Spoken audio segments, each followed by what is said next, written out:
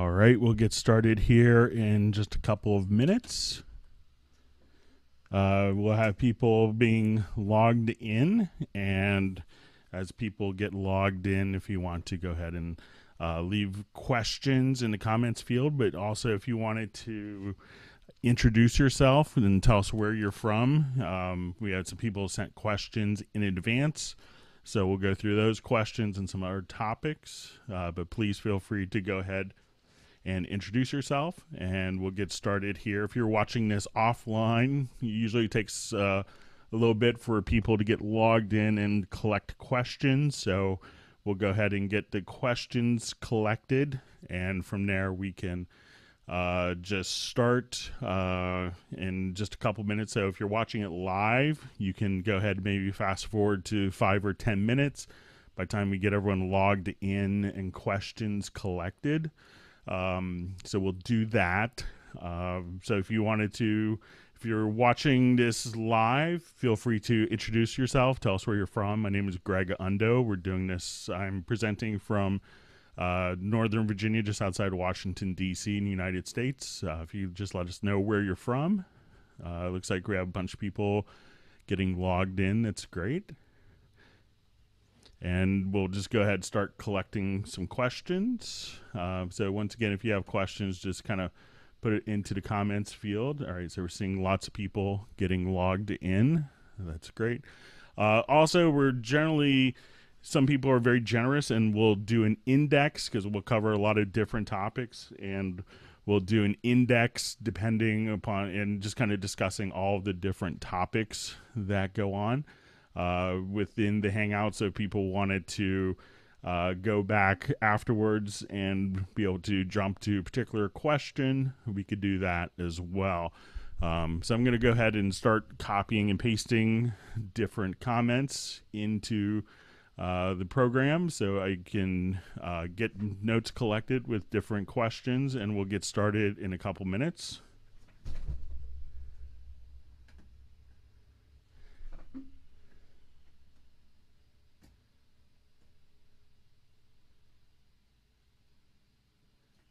All right, good to see Tony Ray Jones online. Sorry I missed you last couple times. Those in Nashville. All right, so we have Michigan, Nashville, Brazil.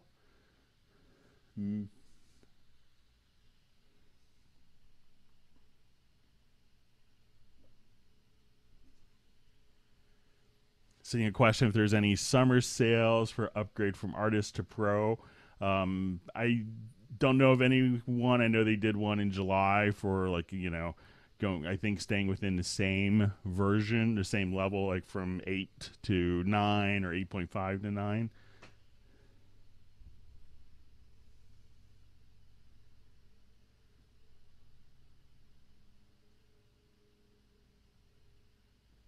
All right, so we have New Jersey in the house. We also have Holland.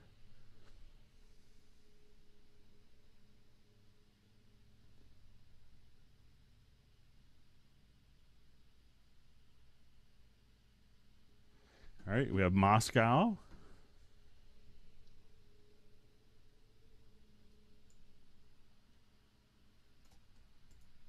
Okay, seeing a couple questions sneak in.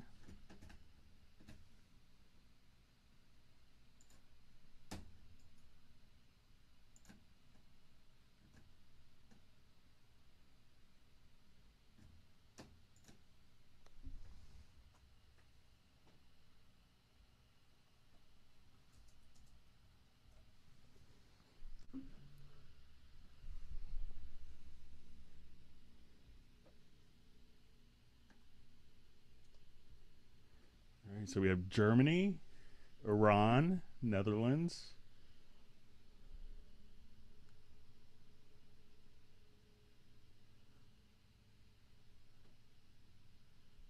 All right, good to see Peter from Las Vegas. Hope you had a nice trip to DC a couple weeks ago.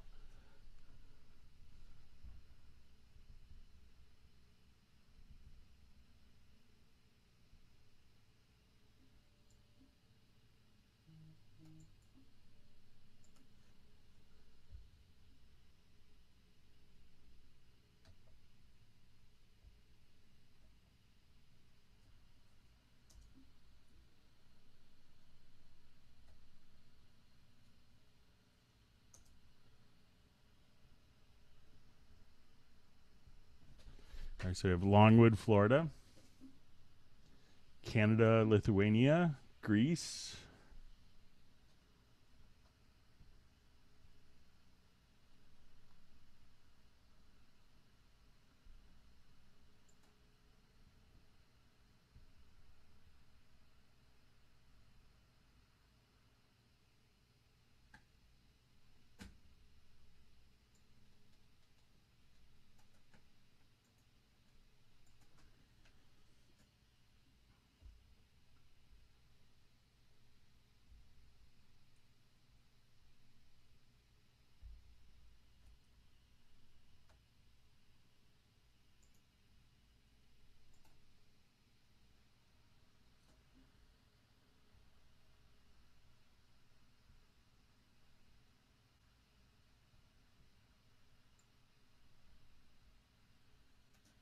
Okay, so some more questions about kind of content management.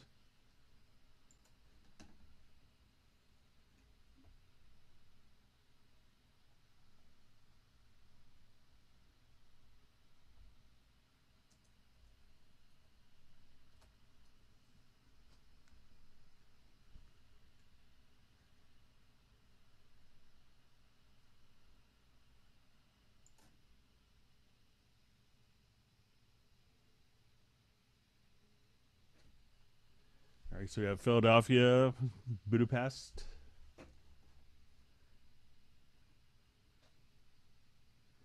UK,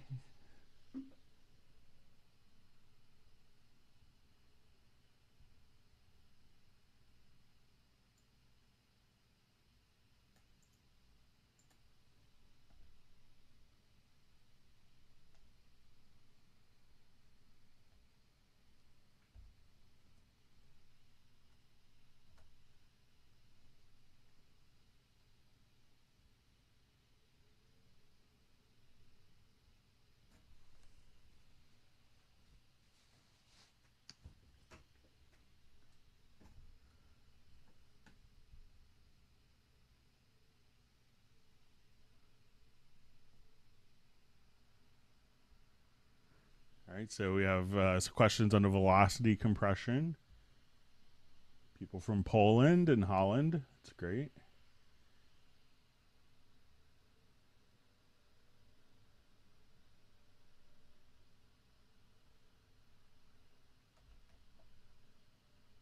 All right, so some more questions. I'm just getting all these copied over.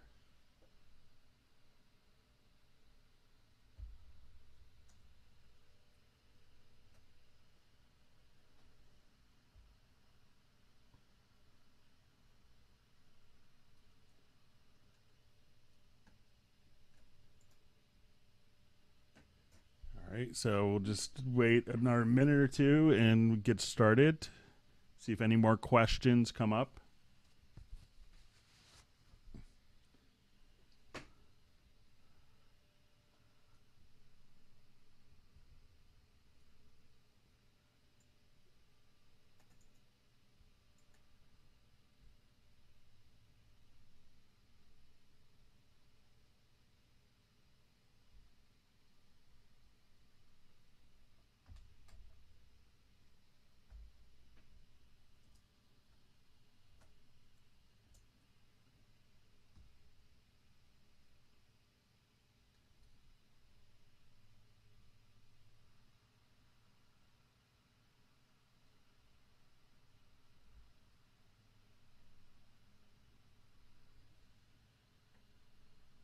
Okay, we have people from Scotland. Question on kind of cycle record, splitting it to different tracks.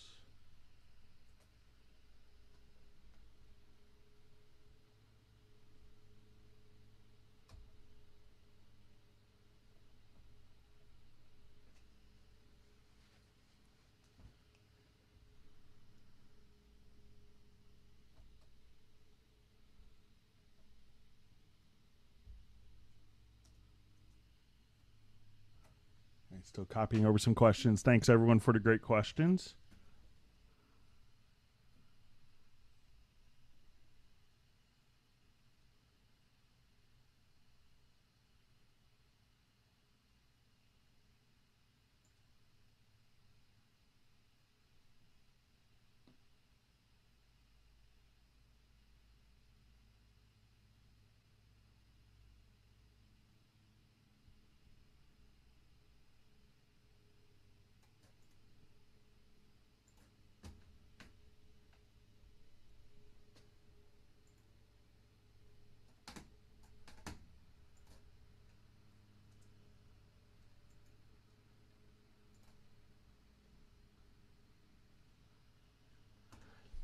Okay, we'll see if there's any last minute questions before we get started.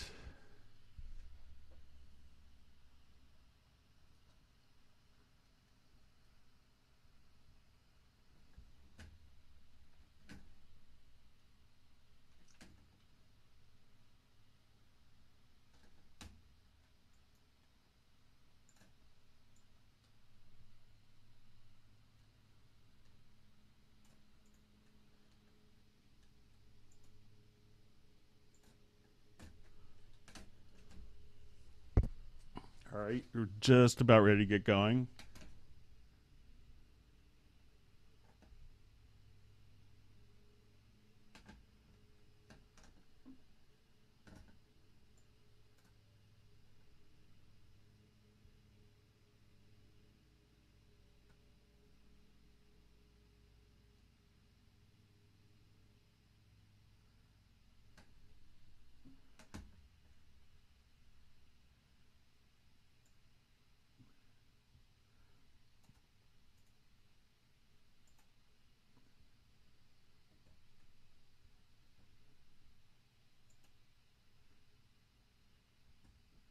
All right, lots of questions coming in. All right. Let's get this last batch copied over, and then we'll get going.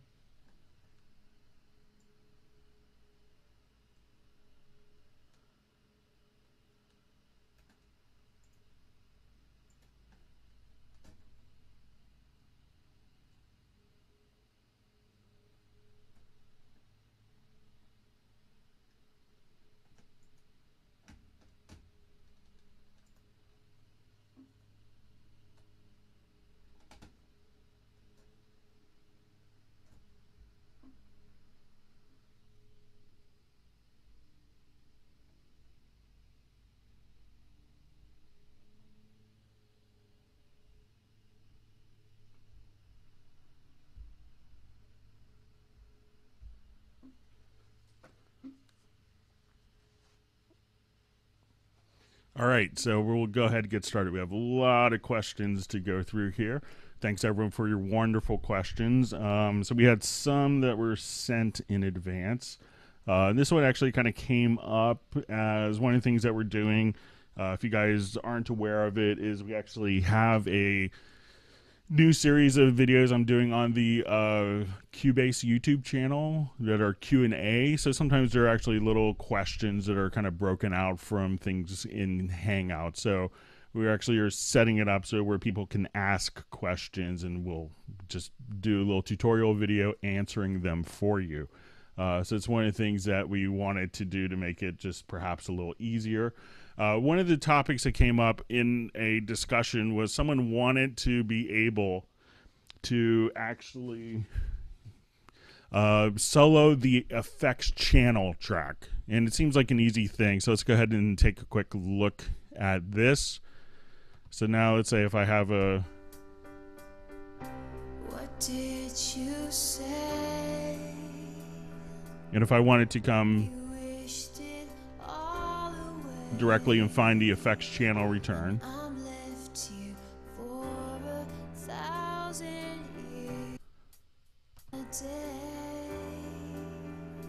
So I'll just go here to the revelation.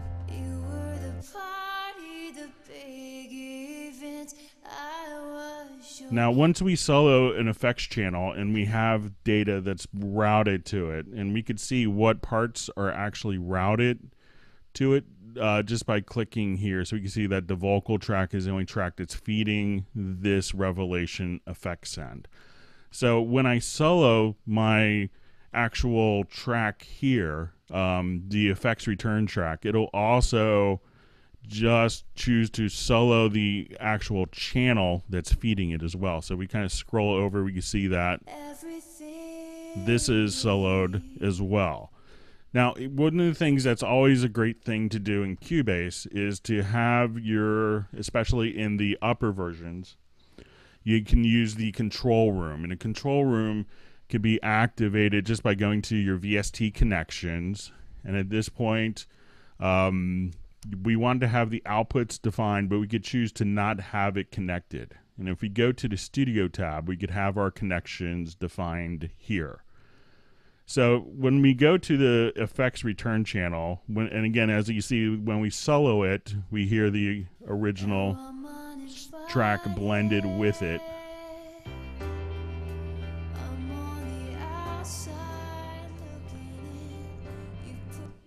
So now what I want to do is to solo the effects channel. If I click on, I'll just make this a little larger. There's always this little L button, and this sends it to the listen bus. So if I solo the particular channel, I could hear the source channel feeding that, plus the effects return channel. But if I click on the L, and that way I only hear exactly what is in the effects return channel without having to be blended with the source signal. So again, if I disable the L, I hear the source signal blended with a reverb return. And now I just hear the effects return channel soloed by itself.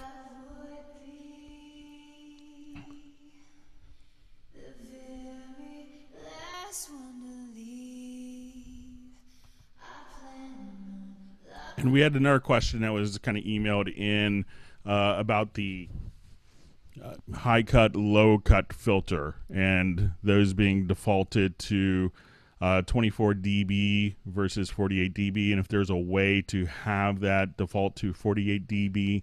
I don't know of a way other than to have it as a track preset within a template to do that. So I think it's going to default to I think it's set to 12 dB in this instance, but I don't know of a preference that will allow you to actually change that. So and it's a great tip to just be able to take your reverb, and if you want to have like a high pass filter,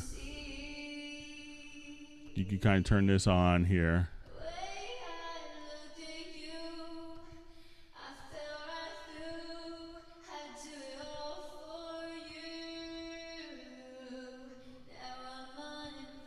So a lot of people will cut out the low, do a high pass filter, and sometimes even just kind of boost.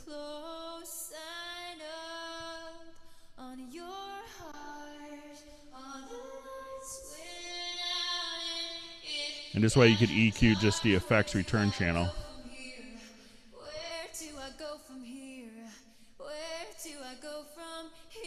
And again, in context.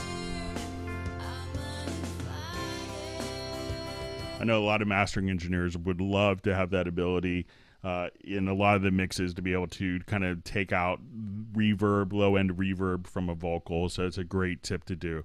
So again, to solo the track with the effects channel return, you could just hit the S button on the effects channel track, or if you just hit the L to send it to the listen bus if control room is enabled, at that point you could just simply isolate just the effects return channel by itself.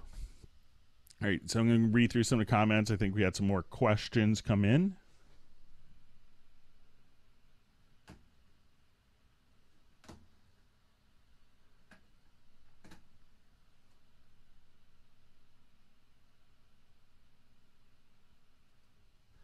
Okay, so we have a question. What's the difference between an effects channel track and a group track? In a lot of ways, they're very, very similar. So, but the one thing that an effects channel track can do that's a little different is when we come to our effects channel track here, audio that's been routed to an effects channel track. So let's say if I have this set up as an effects channel track as opposed to a group. So many people think they're the same, and I've had people get very kind of argumentative with me on this, saying that they're exactly the same and, it's ridiculous that they're different. The one difference is if you're routing to an effects channel group, we can now look at, let's say if I just wanted to edit this particular channel, if we're sending it to a group, we can't have independent panning. So if I go to my destination here and we can see panning, at this point, I could pan independently. So even though it's one stereo reverb, I could pan that stereo reverb independently on each track. So for 95% of the functionality, they're identical. But that's kind of one key distinction. So a lot of people, it was a very common production technique, especially kind of hard rock bands that had two guitar players, where you'd have the guitar panned, one guitar player panned like hard left, but it's reverb on the right channel and the opposite for the guitar player. So that's one of the big differences between effects channels and group channels, but very similar functionality except for the ability to kind of pan independently the sends going to effects channel tracks that you don't have that ability in group tracks.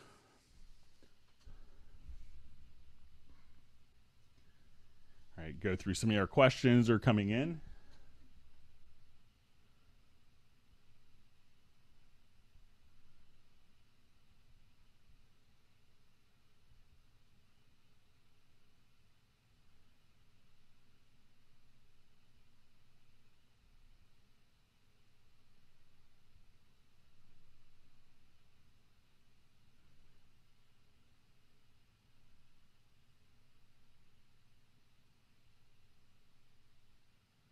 All right, so we had a question from Peter about being able to navigate within the new zone concept, and we covered this a little bit on the last Google Hangout, but we'll do it again for the benefit of everyone here.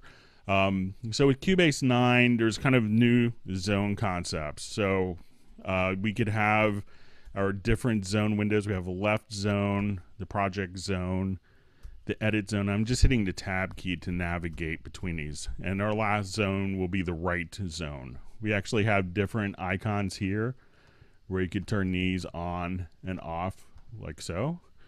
There's also a setup window that you could open up, so if you wanted to disable or enable different zones. So the tab key will take you and navigate between the active zones. And this could be really critical if, for instance, you wanted to zoom. So if I'm on this zone, I could zoom independently without affecting my mix console. Or if I go down to my next zone of my edit zone, I could zoom that without affecting the project. Now, if I hit Shift Tab, I could go backwards. So Shift Tab will kind of go counterclockwise tab. And you can only go Shift Tab back to the beginning. Now, there's also different edit functions and different functions directly here. On the Windows platform, it's going to be, depending on the active zone, Alt-Control or it's Command-Option on the Mac platform. So, and this is just now hitting the left and right arrows. So you can just simply navigate between your mix console and again, your editor, as well as your sampler track, chord pads. Or if I'm in my right zone, I could toggle back and forth between my VST instruments and my media bay. And if I'm in the left zone, I could see my inspector for selected tracks. I could see my channel visibility options. I could also see my visibility for my zones for anchoring tracks. So again, it's just going to be tab to navigate between the zones, or Alt-Control L, Alt-Control R, Alt-Control E for the edit zone, and the transport can be Alt-Control T. And then Alt-Control left, right arrow within the currently selected zone to select different functions. So once you kind of get that hang of that, you can see an incredible amount of information very quickly and be able to navigate as you see fit. So let me go ahead to the next question.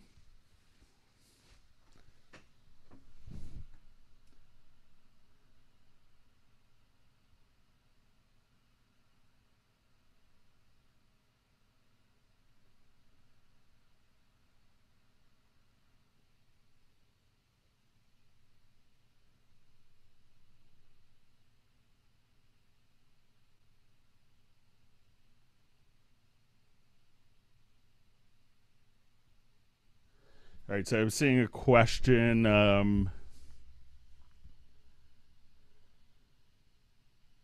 why is there no support for beginners, intermediate users, other than posting on forums, waiting 2 to 3 days for an answer to a question.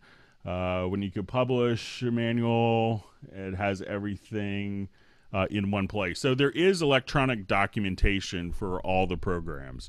As you can see, if you look through the electronic documentation, I know like for Cubase Pro 9, the PDF file is 1,200 pages just for the main part of the operation manual, not even getting into all the plugin references. But there's always electronic PDF documentation, and this just saves, a tremendous amount of paper being printed. And it's easy enough to kind of read on your laptop, to search, to be able to, have it on an iPad, or I have mine on my Kindle that I could use as a reference and be able to, just type in a keyword and search. And it also adds, it's not only kind of bad for the environment printing books, it also, adds to the cost of shipping and distribution, having the books. So that's why we see a lot of different options. We do have lots of tutorial videos that are, aimed at beginning and intermediate users. We do these hangouts as well, so you could ask questions. I don't anticipate kind of going back to every program coming with a printed manual. We do have people that will go to, different print shops and get the manual printed. I see other comments that I'm not sure if this, about a Cubase LE5, for Dummies book, I think was mentioned in one of the earlier comments. There are third-party companies that are doing, are doing books, but a lot of the third-party companies are finding it not as viable a solution. You don't see a lot of software books, but I think what you're seeing is a lot of online tutorials, because they can tend to answer, different project or application-specific questions. So, and that's why we do a lot of these, hangouts. We try to do them twice a month where you could actually ask questions. So I don't anticipate a change in printed manual coming, but every version of Cubase does come with a PDF manual, and you could also just download it from our website as well if you don't see that. And you could again search, read it on any number of electronic devices, or print it out yourself. So you give that a shot, and I think once you get used to searching, that it's a very good method. And if you need, particular help, that's why we do these hangouts, just to kind of help people out with, specific questions. All right, let me go through some of our questions. All right, so we have a question. Can we use an EQ by send? Yes. So if I wanted to take this vocal here, I could add, we could kind of use any plug-in, in an insert and a send. And this kind of goes to, I think, another question that we often get, what's the difference between inserts and sends? And we can think of inserts as being used predominantly for effects that are going to either be on a group or that will be on a particular track. So if I was going to EQ a kick drum, I may not want that EQ to be applied directly to my snare drum or a hi-hat. It may not, those particular EQs may not make sense. Also, if you have like compression, often you may want to compress individual tracks or put it into a group. And a send is going to allow you to take one effect and be able to kind of share that effect in varying amounts across your mix. So let's say if I wanted to, so generally you could think of like chorusing, delays, reverbs that will often be shared across multiple tracks. Those will be used often as sends. And we can see like EQs, like guitar amps, compression, dynamics will often be used as inserts, but there's no real set rule of thumb here. So if I wanted to add an effect channel track, and let's say if I wanted to have a particular EQ, which is kind of the original question, I can now come here, we'll add an EQ. So say I'll just do a graphic EQ. And now when I wanted to come here, let's do some like a really prominent mid-range bump.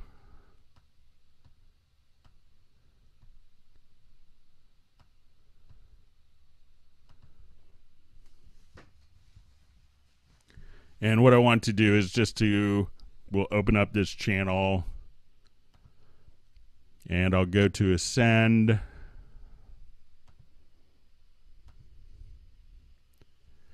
And we'll look at our graphic EQ here. So as we play this,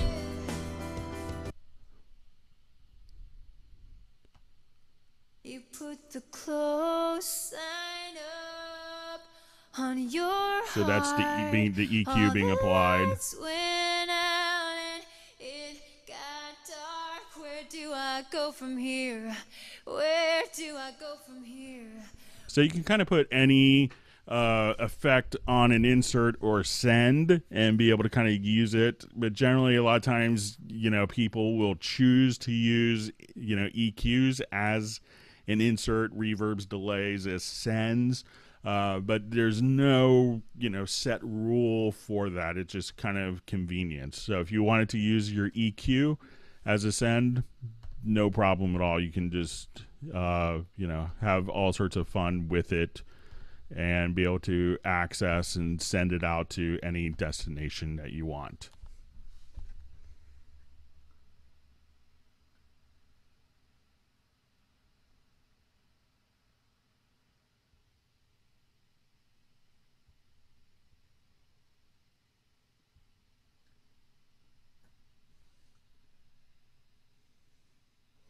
All right, just reading through some of our comments and questions.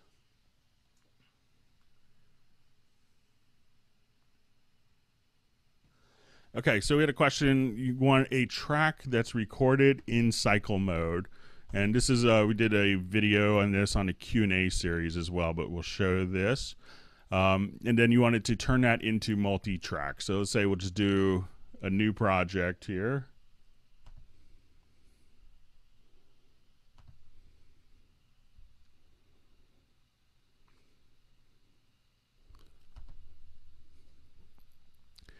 And I got this question a couple of months ago, and it was from someone who really loved the fact that they could do kind of, put Cubase into cycle mode and just do a very fast, for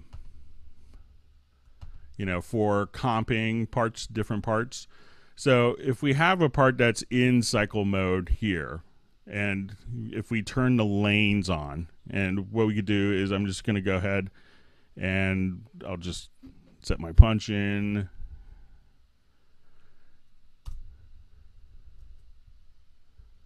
So let's go ahead and we'll just record several different passes here. You can see that every pass will be just created into a different lane. Now, as we do this, it's basically each lane will automatically, one of these lanes can be active at a time when it's all on one single track. And we could use the comp tool if we wanted to just kind of be able to break up different items here. So if I just grab my comp tool, just grab it with my mouse here real quick. And at this point, if we wanted to, be able to split, different portions of the audio, we could do that quite easily. But the question was, how do we turn all of these, what was just recorded very quickly, like if you're doing maybe a background stack of vocals, and then to turn those into lanes. So if you have the lanes exposed, select all of the lanes, then you could right click and you can say create tracks from lanes. And now they're all going to be laid out for you. And you may have one of them will probably be active and the rest of them will be muted. So you could just grab the mute tool like this and be able to unmute. And now what you could have is, instead of multiple passes where you could have one element from each track active at a time, just by right clicking, selecting the lanes, and then right clicking here on the track columns, just choose create tracks from lanes. And then you could have all of your tracks kind of built up. So you could have kind of the speed of doing comping and cycle recording, and just automatically spread it across multiple tracks. All right, let me look at another question that's come in.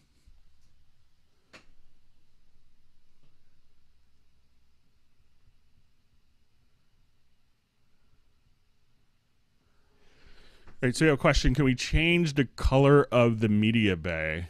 I haven't tried that, so I think it might be fairly fixed. There might be some work they could do in the preferences.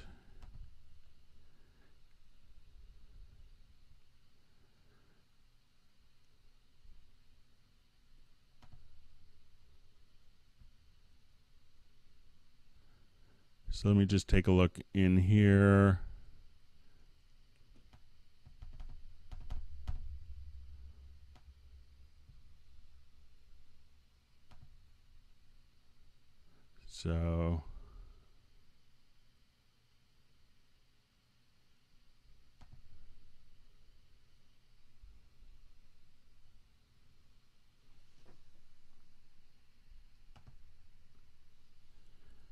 So it looked like you might be able to, if you sometimes play around with some of the different options in here in the appearances, you might be able to kind of change some of those different defaults. I don't want to change up my whole editor process too much, but so now if you just kind of go into, again, the preferences and try in under the event display, you might be able to just see if there's any.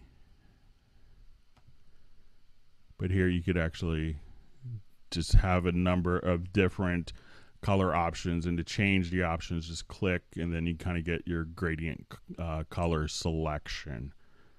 So I'm not sure if there's one specifically for Media Bay, but you could do, like, for different mix console settings. So I would look in there, but I don't know of one off the top of my head that would change kind of the color scheme of the Media Bay. And it's pretty easy to kind of, so some of the things you could change, but Media Bay you may not be able to.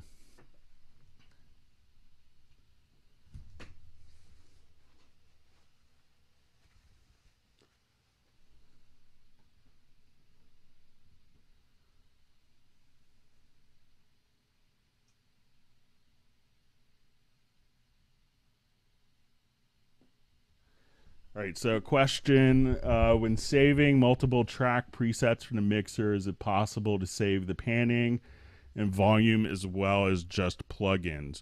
So there's kind of two different approaches that you could do within the mixer. So let me just jump back to another project here. Find this one that can make sense.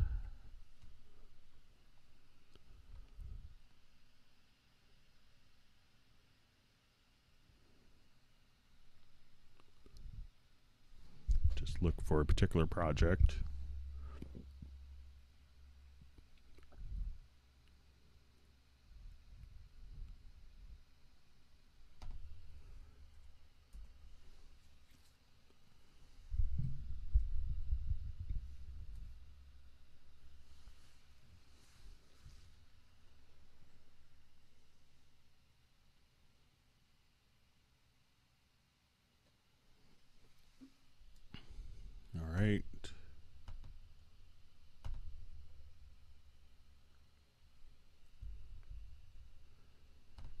All right, so one of the great things that you could do, just get this set up here for you real quick. You know, there's a couple of different ways if you wanted to save kind of all the different settings. You know, one is to select all the tracks, including the, including the effects channel tracks. And then you could save it not only as a track preset, but you could also export selected tracks. At this point, that would include all of the relationship going to different sends. Your panning settings will all be carried over directly in a track export. Another thing that you can do is just cancel that a lot of people don't know of is if we wanted to see, you know, particular types of channels here, I could select all the channels in my project and just hold down the shift key. And let's say I have my panning and everything set up here. What I could do now is in this little icon area in the top, you'll see this little drop down menu. This is the function menus. Here we could also save selected channels. So we'll just call this July Hangout.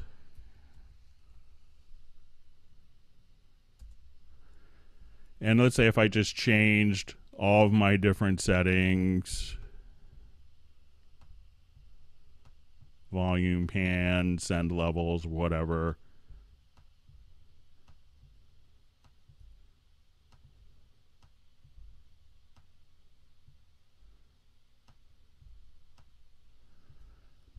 So now if I wanted to go back, and we'll just adjust our panning to be completely different than what it was.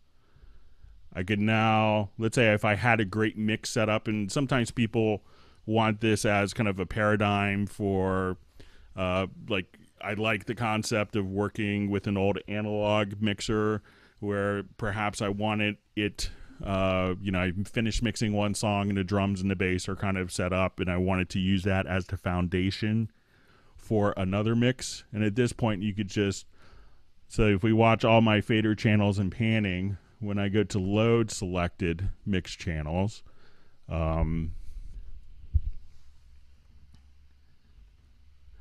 have my July Hangout. If we kind of watch the faders as I load this up, they'll now, all the faders, panning, effect sends will automatically be restored for you. So go ahead and give that a try. And that way you can build up kind of different types of templates for your projects and save kind of like a rough mix, tweak it, build up another mix and be able to kind of save the different portions of the mix. So let's go ahead and look at a couple of questions. Thanks everyone for the wonderful questions.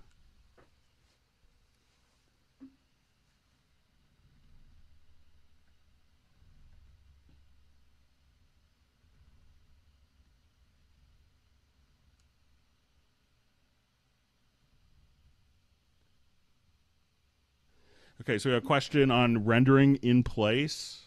Let me just read it. When I render in place, it's saying it renders the original kind of based off.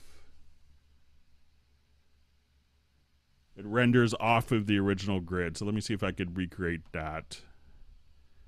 I'll just go to another project. This has some good render in place material.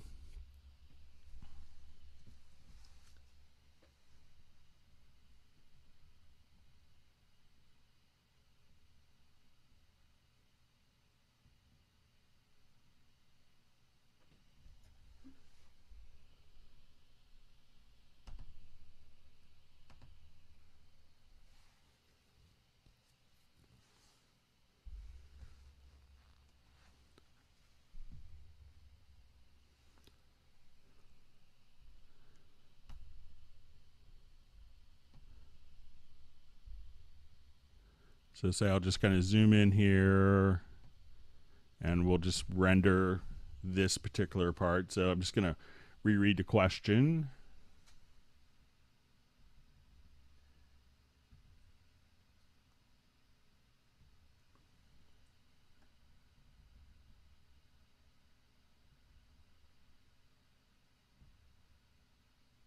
So saying it renders off the original grid when you zoom in. So let's go ahead, just take a quick look. So I'm going to render in place.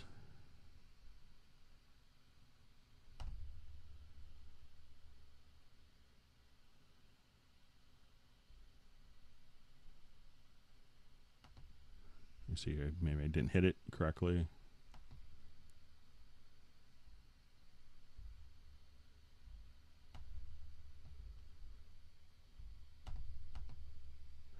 Let's get to my render settings here, and I'll just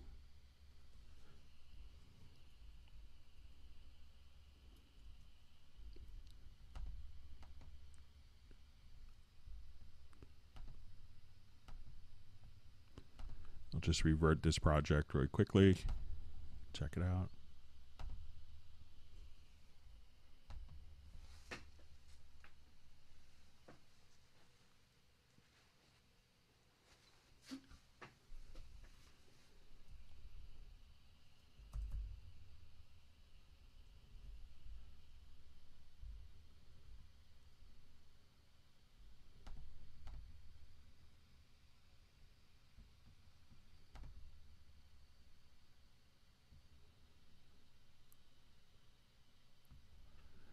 Okay, so let's go ahead and we'll zoom in here.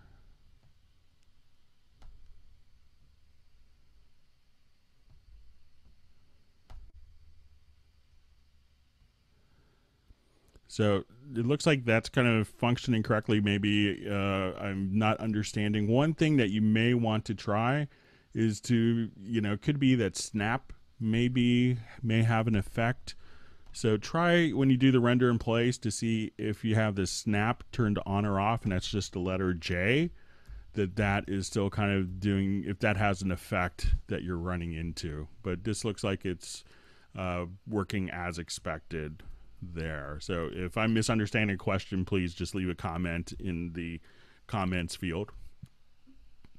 All right, now we had a question if we had about setting multiple like outputs to the same output port for multiple tracks. I'm just going to reread it and make sure I'm not understanding it incorrectly.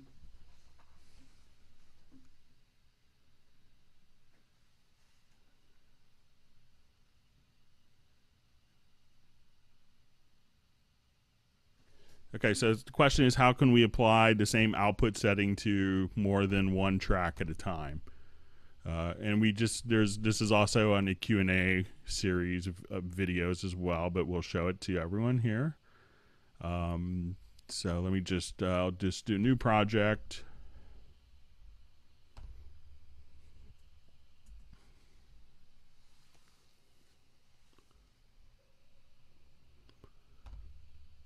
And I wanted to, let's say we have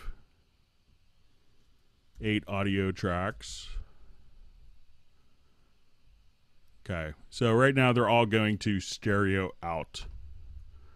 So if I hold down Alt or Option plus Shift, and I have them all selected, and I could select all these just by selecting the top one, hold down the Shift key, select the bottom one. All of my tracks will be selected. We could also do this in the mix console in a very similar way. So if you click just to the right in the meter area, hold down the Shift key, select the first and the last one. And now let's say I wanted to route them all to the left output. So it's going to be Alt plus Shift. And now each of the outputs, when we go to look at it, will now be set to the left. If I select all these channels again, and if I want it to all go to the right, it would be just Alt or Option plus Shift. And now they're all routed directly to the same. So Alt or Option plus Shift will route them to the same destination.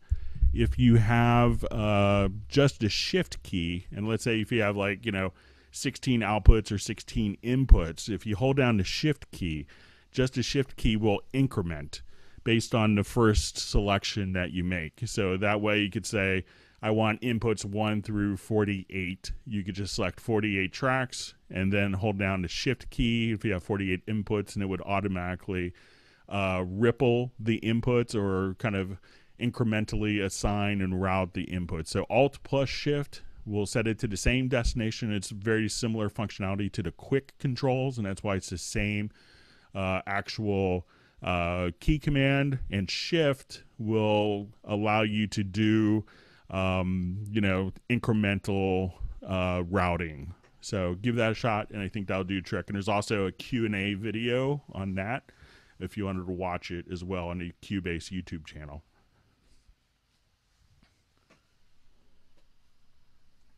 All right, I'm going to read through some of your questions. Thanks again for everyone's great questions.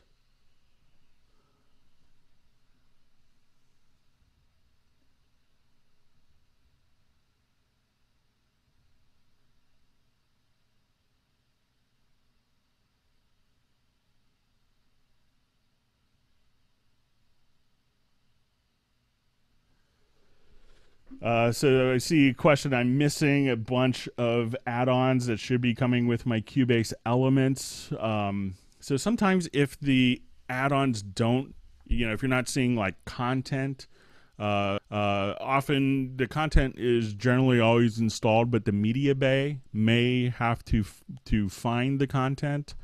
So if you wanted to go to your media bay window here, you could just go to and there's,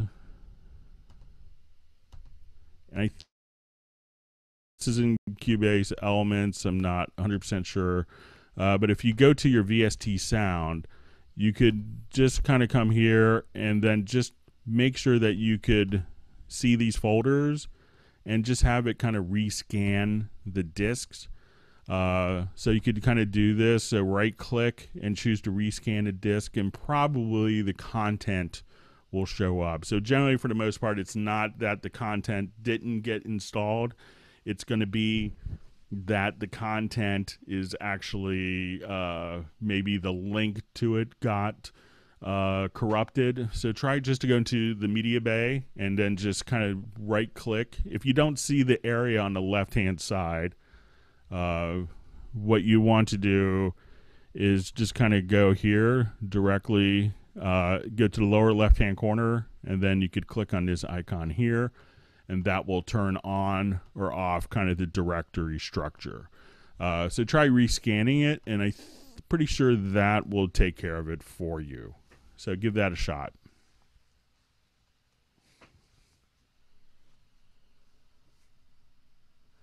All right, so we see a question, how to remove a demo license, and this kind of goes into e-licenser. So let's go ahead. So I think if you have a demo license that you could actually perhaps, from here, let me see, I think you could just simply take off, if you go to, recover the license, but I think you could also just choose to delete your license right here. I don't want to do that for fear of actually doing it and messing up my Hangout, but I think if you just go into the e-licenser, that you could remove the license directly from there.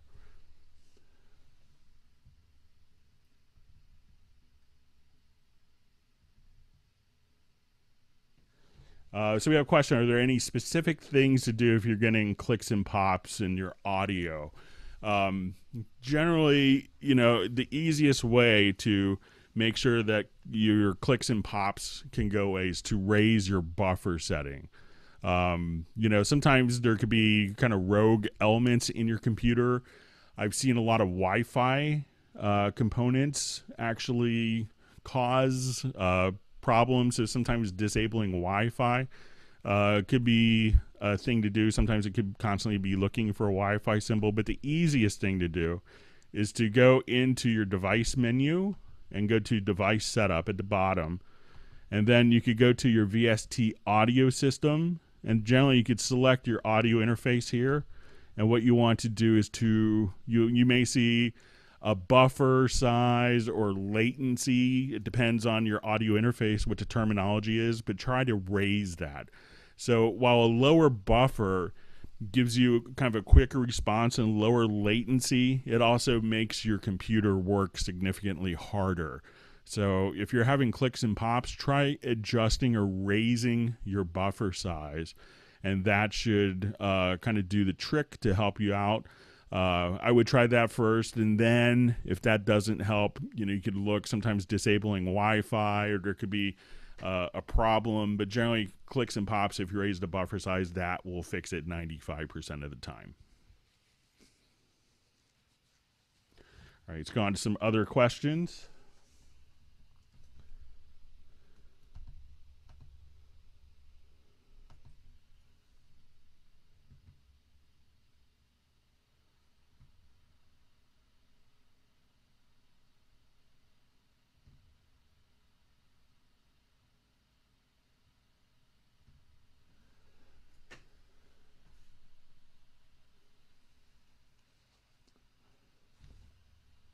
Okay, so I see a comment R128. So I guess this is in dealing with the R128 metering. So one of the things that we could do inside of the control room, and we could have the control room standalone or actually just a part of the mix console here. But what we could do is switch to a metering tab here. So as we would play back different tracks, let me just switch to a project here that's actually has some audio in it.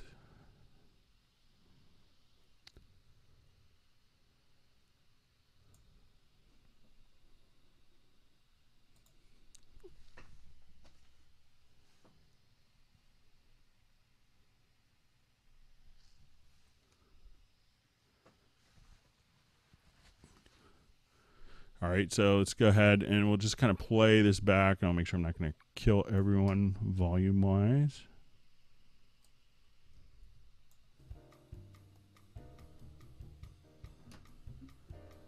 So when we look at metering, we could have your metering in several different formats. So once you go to your control room, you could have digital scale, DIN, EBU, British, Nordic, CAT system 20, 14, and 12. Now there's also a new metering standard. If you notice that when you work with different meters, or there used to be kind of different ways to manipulate loudness in especially specifically for broadcasting, and the FCC in America kind of got started in doing this, but it kind of started with the R128, and this is done by the European Broadcast Union, came up with a standard. So it used to be when we worked with different material, people could go by peak meters or RMS or average level meters, and there was no real standard, and this would often lead to problems. And in the US, we had this a lot where commercials sometimes could be significantly louder than the program, and everyone turn the volume down, the program come back up to turn the volume up. So now there's an actual loudness standard. Some people call it LUFS for loudness unit full scale. Some people call it R128 metering. So if you actually just wanted to click here on the meters, and we could do this on the independent control room or directly here within the metering section of the control room. So now we could actually see what your R128 meters would be. And this is, often sold separately in a lot of programs. So if I was using this and I wanted it to be used for a broadcast, I would just simply kind of drop my master fader to be compliant.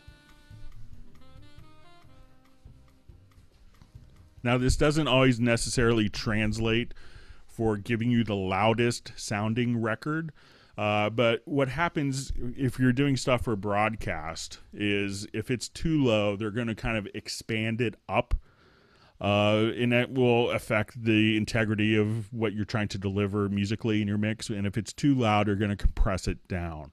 So you want to kind of be compliant within kind of the new loudness range, especially if you're doing stuff for broadcast.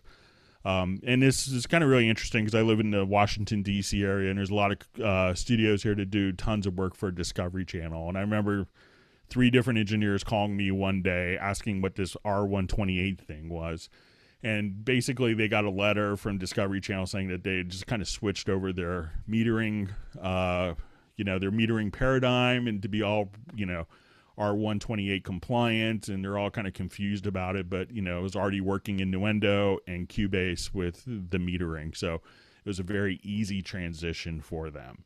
So that's kind of what the R128 or LUFS or loudness units refers to. So instead of being a difference between peak and RMS, it's actually just a common unified worldwide standard that's been applied. So hopefully we'll see this going towards music production so we don't have kind of inherent increasing loudness wars constantly. There will be kind of an actual loudness metering consistency. So. All right, I'll look at some of our questions. Thanks again for all the wonderful questions.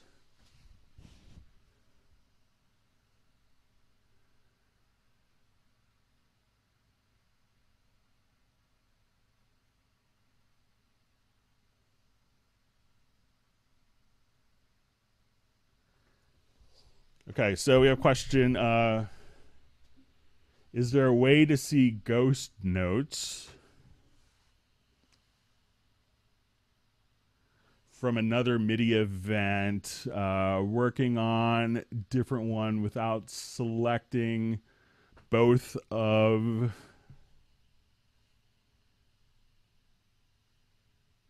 them. So I think I understand what's going on here with this. So maybe you want to use one MIDI track as a reference to another MIDI track, but just have it visually lined up. So if you want to do that, let me just jump to another project.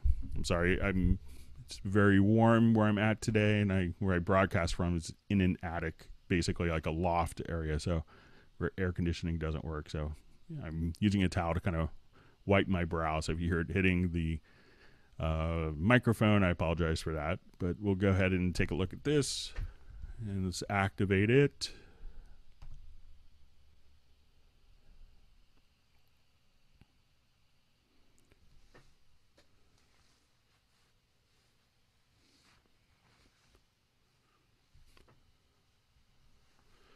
All right, so if we have like 2 different parts that we wanted to see one as a reference for another. So let's say maybe I want to see the piano and let's say a bass.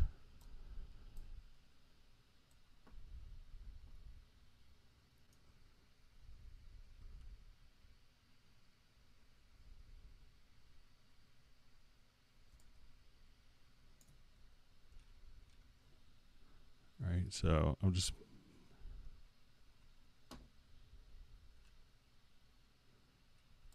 just move my bass track up directly below my piano, or let me just select it.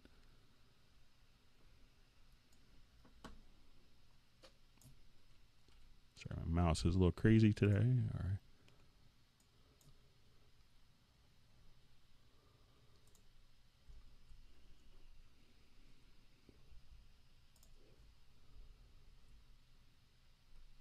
Okay, so I have both those parts selected.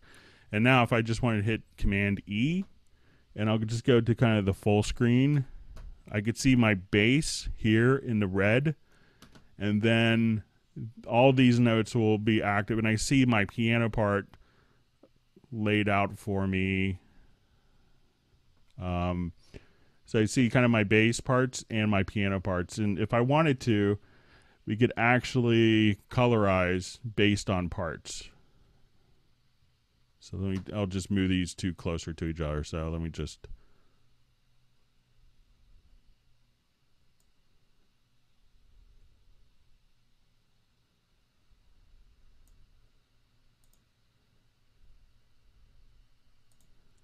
All right, and I think if we change the color here, let's say on the bass part, do something a little more different. So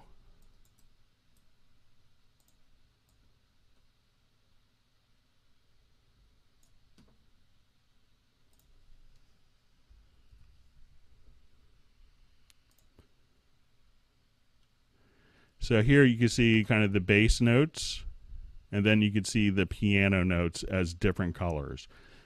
Now, you can have once you select one note from, and we could choose to actually see these as colorized based on a part. So depending on which one is active, I could make the bass active and we see the piano kind of in the background. Or if I double click on a piano note, or just select a piano note, the piano becomes the active part. So depending on what notes you have selected, you can switch, but still kind of see the others as a reference within the same MIDI editor. So if I select a piano part or bass note, we can still see both those parts active, and I could edit just my bass notes without affecting the piano, or if the piano is the actively selected part, I could see the bass as opposed, or, you know, so you can edit either one.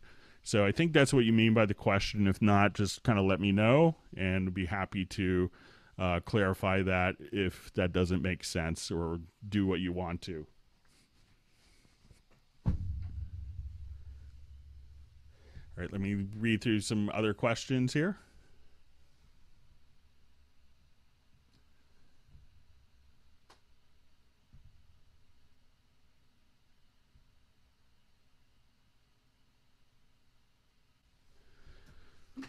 All right, so we're seeing a question, is there a way to colorize the entire channel from the mix console window? So when you have the mix console, it's going to be, you can choose the color of the actual event here, but it doesn't necessarily change the whole mix console window.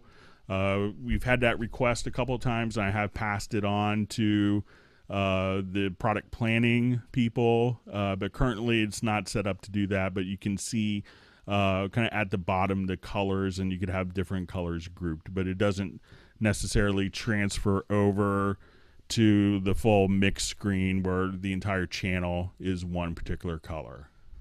So it's a little more subtle than other programs.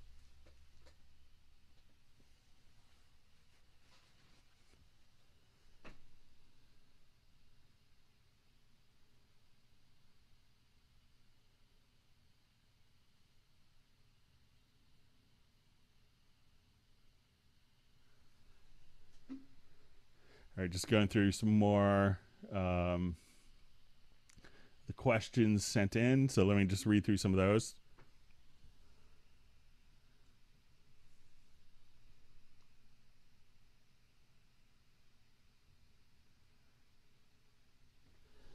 So I see a question, is the lanes option available in Cubase Elements? I don't know off the top of my head, but I have a feeling that it might be. So definitely give it a try, and that's where we turn the lanes into different tracks.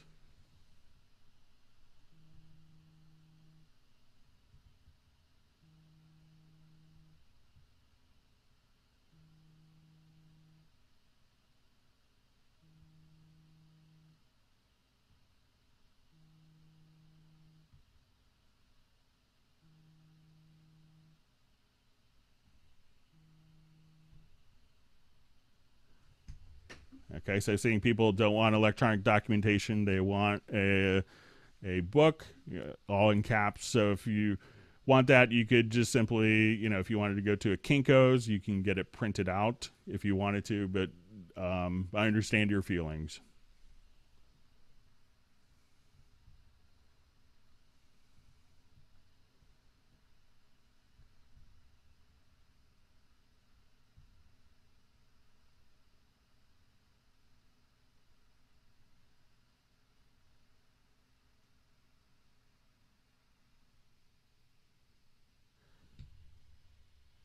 All right, so I see kind of the question about different elements in Cubase that were missing, and then kind of a further clarification that they came with your Kai MIDI controller. So if there's third-party stuff, you should, you know, you might need to go through and just define like, plugin paths within the VST plugin information window. So I'm not sure what content comes with it, but you may want to check with those content providers to see if there's, if it's installed correctly.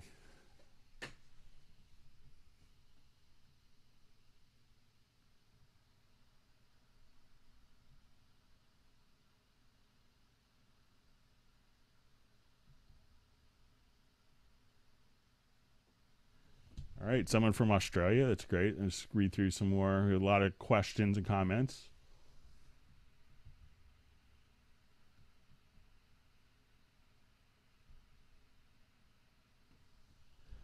And I think this is relating to the manual. I will pass it on to, to the product planning people about, providing a manual. So I'll see what I'll pass it on.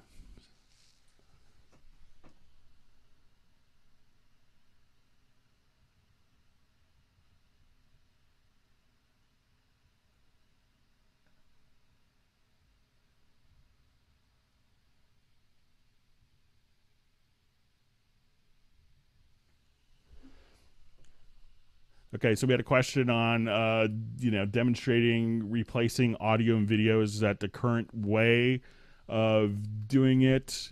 So once you have a video track enabled and you've done your audio mix down, you can come over here and do the replace audio and video file. And I realize it's not probably the most ideal solution. A little frame of reference with this, with the video engine that we've been using was based upon QuickTime, and that's kind of been abandoned by Apple as far as further development. So they're in the process of developing, or they've developed a new video engine that doesn't require, or is based on QuickTime, and that was just rolled in last month to just about a month ago today into Nuendo 8, and we'll see that video engine coming directly into Cubase.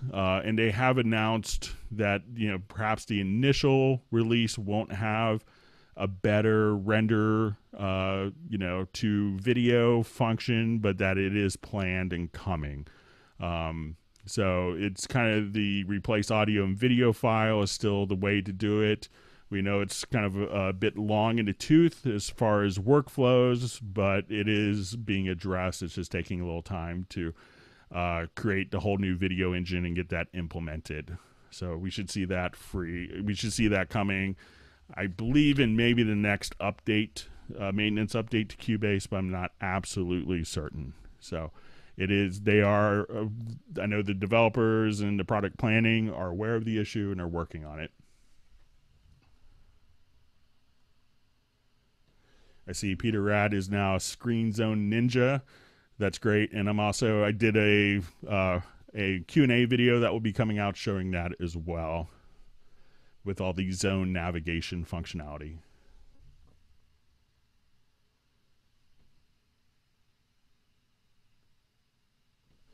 All right, so I see a question on multi-chord tracks. If you want multiple chord tracks, I'm not sure if you want multi-chords or multiple chord tracks.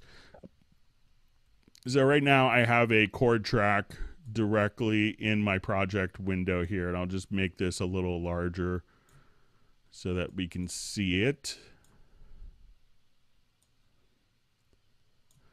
All right, now if you wanted to have, and sometimes you may go to add a track here, and let's say, okay, cool, I want to have a different chord track, and you may get a message that you already have a chord track active within a project. Which can be kind of annoying to get that message. So you have one chord track, but you can have different track versions within a single chord track. So if I wanted to come here, I could just, where you see our chord track listed, and at this point we'll just come here to the chord track, and you'll see this little arrow pop up here. And then I could do a new version, and I could just kind of enter in chords freely here. So let me just grab my drawing tool.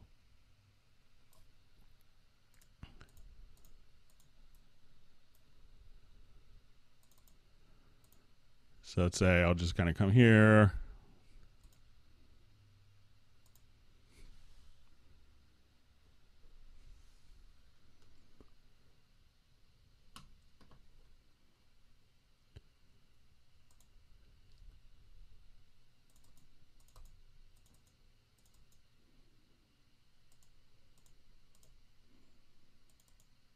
See if I could pick a non-diminished chord. It'd be helpful.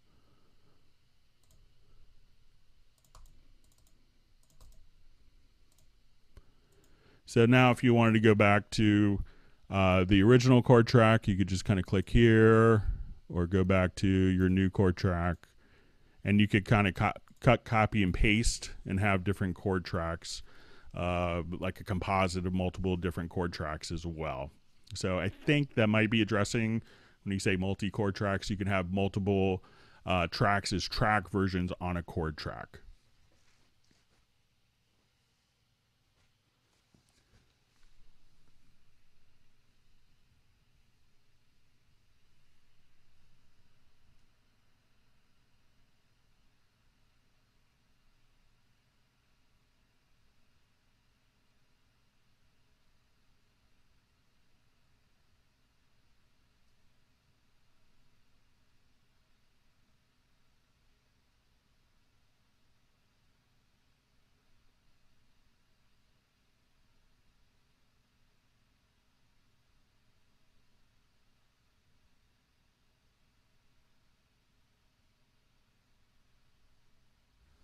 Okay, so just reading through different comments here. So we'll just make sure I'm not missing other questions.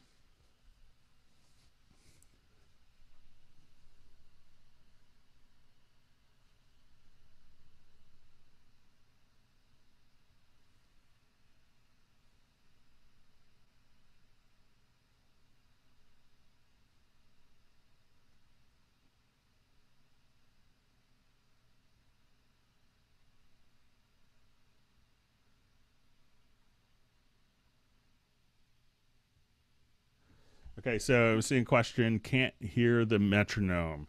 And this could be a couple of different reasons, depending on your Cubase version. So if you make sure that if you go here to your metronome setup, first you want to make sure that you have, the metronome turned on is, different beeps. And then a lot of times what happens in the metronome setup, it's in the control room. If you're using the control room, you want to make sure that the metronome is activated right here. Now, if you don't have the control room active, if you go to your VST connections, and then you could go to the outputs, you could just see here, click track, and you could route where the click track is being sent to if you wanted to directly there. So if you don't hear the metronome and you have it activated and you think you should, check those areas. Again, the control room here, or in the VST connections under the output tabs, you can just assign your click there manually as well.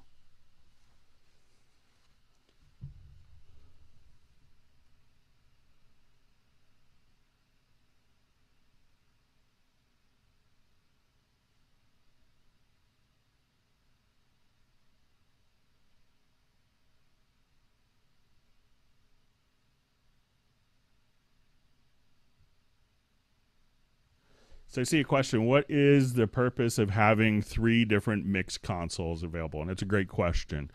And one of the reasons could be, okay, maybe I wanted to have a mix console that I only had inputs turned on.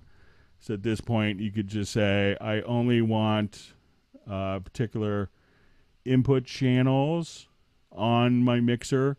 And you could also just say, and I've done that for live use where I want one mixer that's just VST instruments. I got involved in doing some like large live recordings. Like one time I got to be an engineer for Eric Clapton's Crossroads project in Dallas in 2004 and 2007.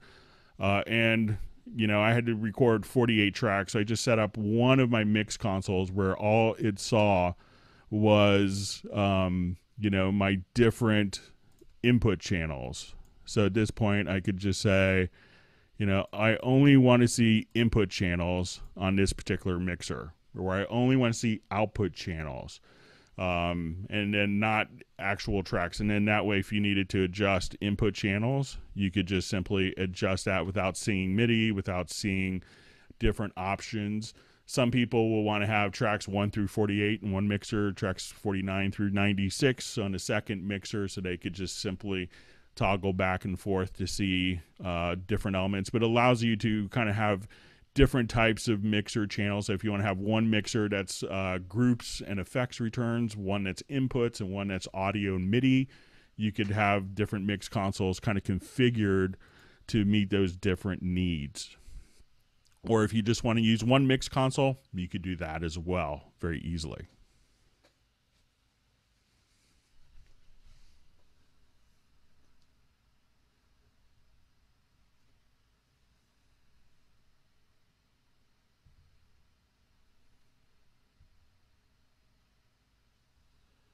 All right, so question, how to mute all with one click. I'm not sure if this is all the tracks in a project or all the events on a project window.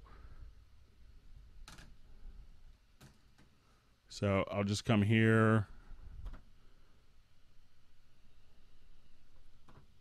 We just go to a different project to show this a little easier.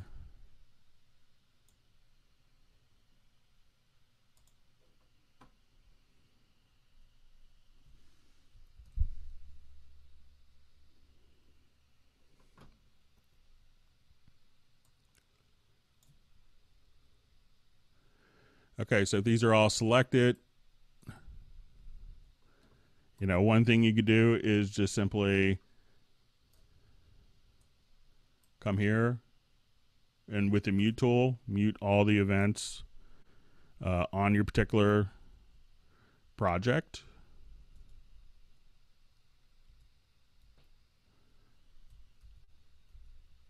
You could also have these all direct linked, like in the mix console. And let's say if I have quick link enabled, I could now just mute all the events just like that. So I think even with, if I just hold down, let's say if I have my quick link turned off here, and I have all of my tracks selected here. If I hold down Alt and Shift, let me see if I just mute all. Yeah, so you could just hold down Alt and Shift, and then you can mute or unmute all the different selected tracks. So there's a number of ways to have that function for you. So if that doesn't work for you, let me know. But I think hold down the Alt plus Shift, and that will take it into the quick link mode. So you can do that on the mix console or in a project window, or select all the parts with the mute tool for events on the project window.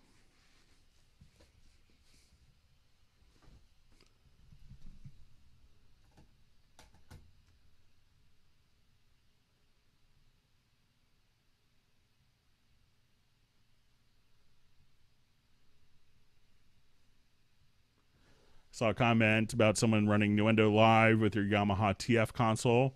That's a great combination. So it's one of the great things that we have kind of being in the Yamaha family, where it can make kind of great technology translate between the hardware and software. So glad that worked out great for you. You can take your project right into Cubase and do further editing and mixing.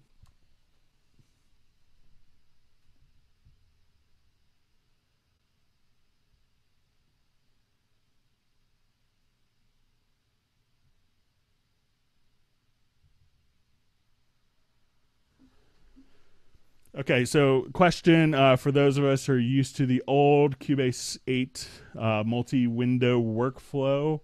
Do you have any tips or tricks? Now, one thing that a lot of people miss, you could still work the same exact way. And a lot of people kind of miss this concept, and there's a preference. So if you go to your preferences and under editors, and this was introduced in Cubase 9, because realize that when you would do editing, that often it would pop into a separate window and people would have that set up directly on the secondary or third display. And we didn't want to necessarily take that concept away. So I think once you kind of get used to the multi-zone concept, that with the editors are fixed in the bottom, it's pretty easy to do. But what I have set up is where you could say, okay, double click opens in the lower zone, but a key command can open into a floating window. So if I was doing something like, tuning, I may want to select, if I have the correct tool set up here, sorry about that. If I double click now on this part, I could have it go to the lower zone. But if I wanted to select this part and hit Command E or Control E, I could have it automatically go directly into an upper screen editor. So depending on how you have it set up, as soon as you hit the key command, you could have it do one thing. If you double click, do another thing. So that's an easy way to kind of start the transition. So if I know I'm doing something where it's going to be like a wide voiced MIDI part where I want to see probably more screen real estate, I can hit the key command to bring it to the full screen editor, or just double click on a part to bring it into the lower zone, or vice versa. Or if you don't want it to go to the lower zone at all, you can just simply disable that in the preferences. So I think once you kind of play with the preferences, there's obvious advantages to it. To having everything kind of confined to one window, or if you want it to all be floating windows, you're saying I just don't like that concept. I spent a lot of money on secondary or third screens, and I have friends in Nashville and LA that have 9 or 10 different displays for the Cubase set up, and they want to use all of them. They could still work the same way. So that's what I would recommend to get used to the new paradigm. All right, so let's go on to some further questions.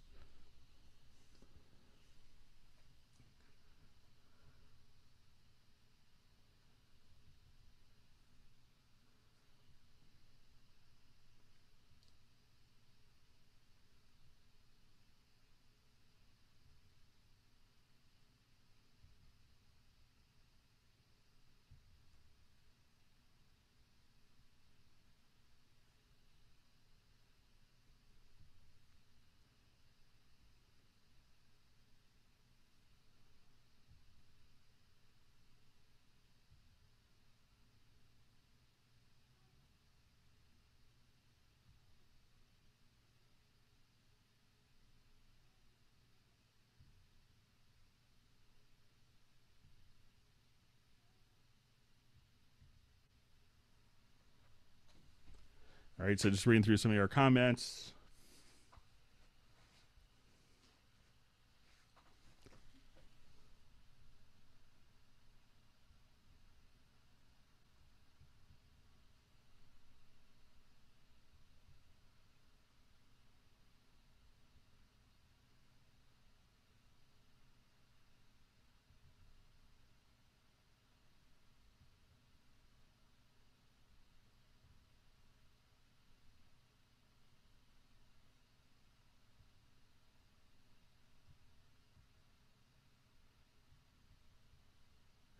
All right, so the name of the keyboard shortcut to get the start key to the beginning of the clip. So I think this might be under transport.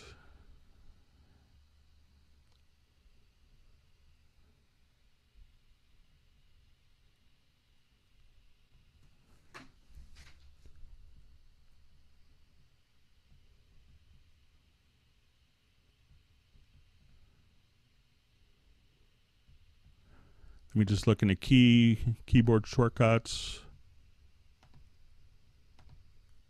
I think it might be under navigate. We'll just take a quick look.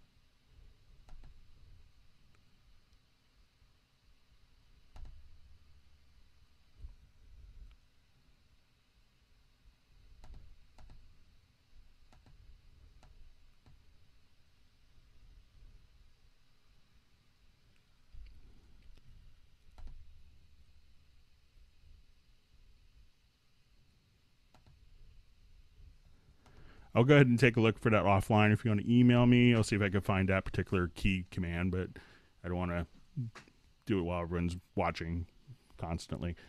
But I'll take a look for it if you want to email me at clubcubase@steinberg.net. I'm just having a little brain cramp where that function is.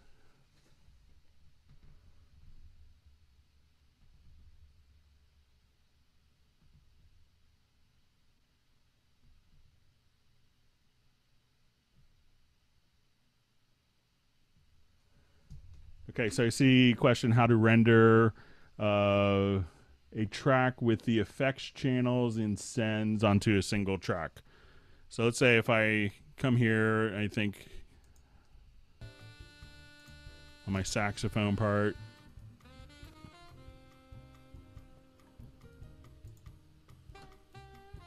so we have a little bit of reverence, reverb on here.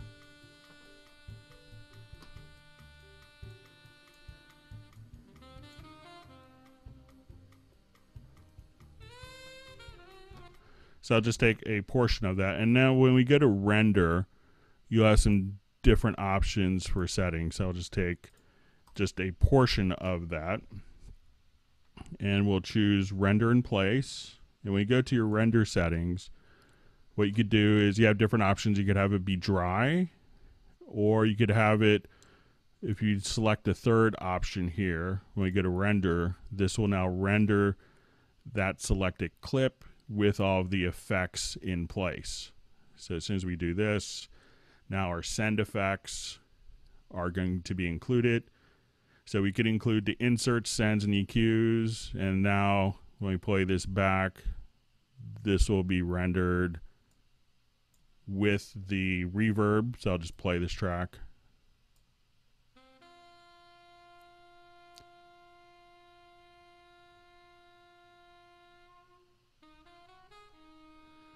So again, all you have to do to render and create it with the effect sends is just to simply go to render in place and go to your render settings, and you want to choose just this third options with the complete signal path. And you may notice that it's going to do that as a stereo file. That's because the effect send there is stereo. If it was set to mono, you could have it be a mono track.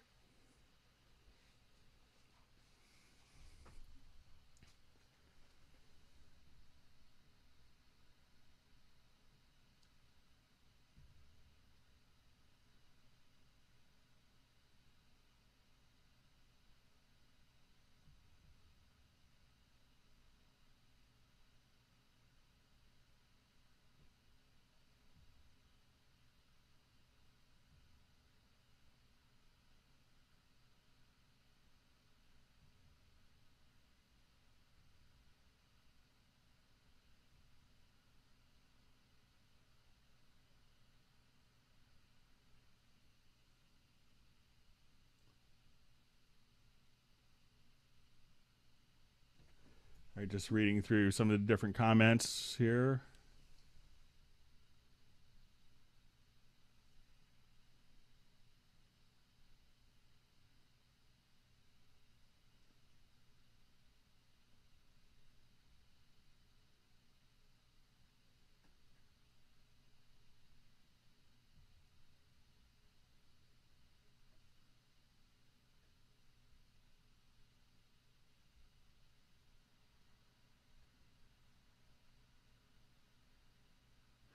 Right, so just saying running many MIDI tracks, and sometimes the computer is not fast enough.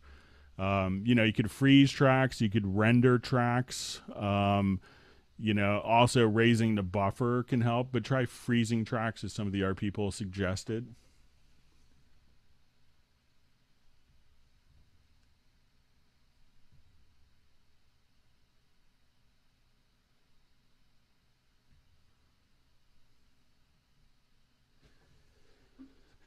And there's a question, has there been any issues importing the Nuendo live tracks into Cubase? You may have to just simply, on the file type, choose .npr, but I haven't heard of any. So, or you could just say import when you open project. So this is with Nuendo Live, or if you're getting Nuendo projects, once you do this, you could select all file types, but you may just want to choose, if it's not being seen, just try it as a Nuendo project format, and the two file formats are interchangeable, but I haven't heard of any issues.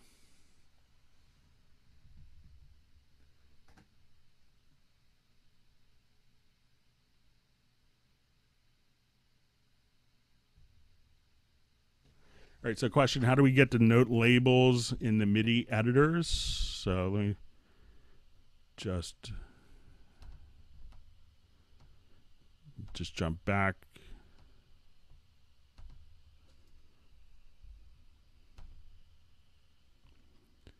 Do a different project where I have some MIDI stuff.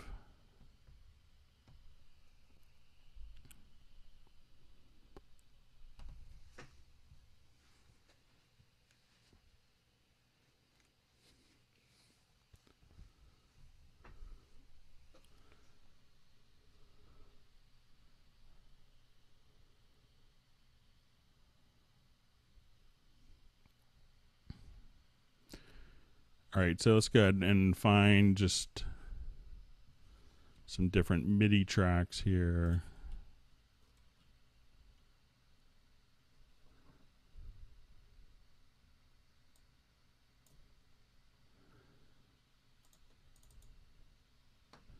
All right, so just kind of show you here. So you may notice that depending on where you see the MIDI notes, it really depends on the zoom level. So at a certain point, depending on kind of the height of the track, as you zoom in, where kind of the MIDI note isn't legible at a certain height, you can just simply at that point just kind of zoom on the tracks to make the notes taller, and then the name of the note will appear directly on the note. So obviously if it's something like that, you may not see it because it's pretty illegible. So at a certain size, the labels on the MIDI notes in the key editor will just drop off.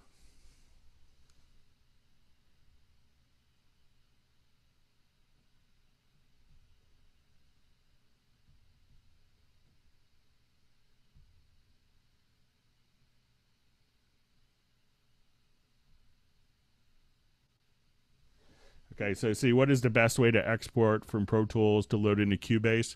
The most straightforward way is just to have equal length kind of stem audio files, and that's just where every audio file has been rendered to be the same length.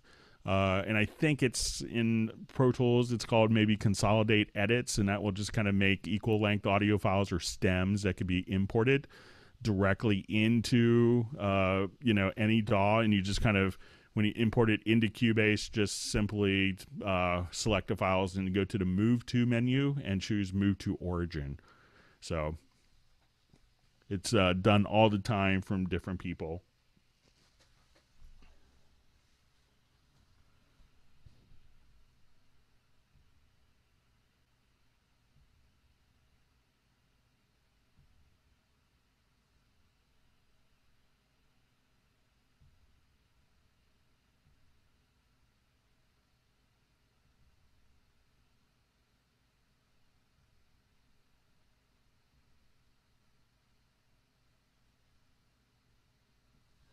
Okay, so we had a question about explaining, the control room metering, and which is the best for not clipping.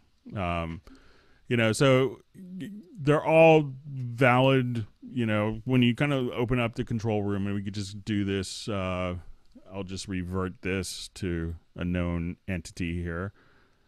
So all of them are valid metering choices. And often, I know some people like doing work for TV or post will always, use R128 because they kind of live and die by that, because, their projects can get rejected because of it. And the last thing they want to do is remix a project on their own dime and not get paid for it. So, some people will do that, different broadcast companies. So once we come here, again, you have, full digital scale is a great place to be at. And that will kind of give you, as you're kind of playing, with the different meters. Let's say if I just kind of jump here to give you a good representation of what's going on, because you can see 0 there pretty clearly. You know, you have Kat's system. A lot of people in the mastering realm, with Bob Katz, the mastering engineer, wrote a wonderful book on, you know, mastering audio. Will do like Katz 20 scale, and that's often used more for, could be more for kind of you know, wide dynamic music, such as if you wanted to do classical stuff or soundtracks. And Katz 12 might be more for, you know, maybe like an R&B or contemporary hip hop track, or Cat System 14 might be good for different rock tracks. But, you know, just make sure you're not peaking, you know, on any of them. You know, if I had to use one only, I may gear towards the full digital scale, just to have an idea of exactly what's going on with it. And then you could just kind of toggle that if you know that the project's going to end up in broadcast. You know, at this point, you may want to just simply make sure that you're going to be broadcast compliant, or you're in the ballpark, so you know exactly what it's going to be like. But there's going to be different meters for different scenarios. So sometimes people go, you know, and, you know, I often have different engineers go, you know, or the artists like, yeah, I hate loud records and I want that dynamic range back. But when they go to mastering, they just want it cranked up, kind of like everyone else. So it could really depend, but just make sure the digital scale will give you an idea if you're, you know, if you're worried about clipping specifically, that's a good meter to start with. And then use the other ones, and you can kind of get used to, you know, the reference and being able to kind of have a different reference point. And one of the Q&A videos I did, and we've shown this on previous Hangouts, is to, you know, route a reference track through the control room, and you can get an idea what's going on metering wise with other tracks that you can compare. So that's always a great source. But if I had to choose one metering, I may lean towards digital, full digital scale. So I hope that helps. It's probably not the answer you're looking for.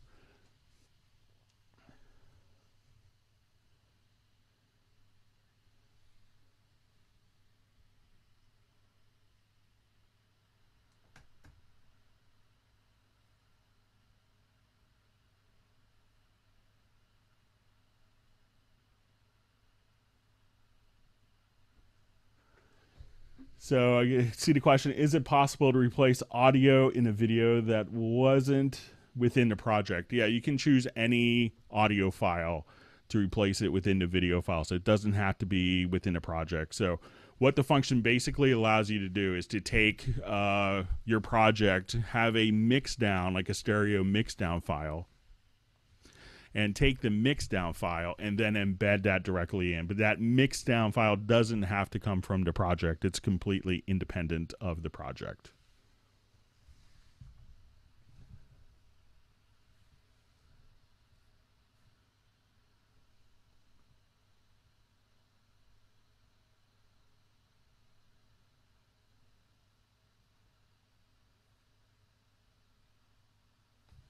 Yeah, so you could, if you renamed a video project, so the question was from Charles, I could keep the original video plus sound and a new version video plus new sound. So you may just want to, you know, rename the video or save the video as a different file name before you do that, and then you could compare the two quite easily.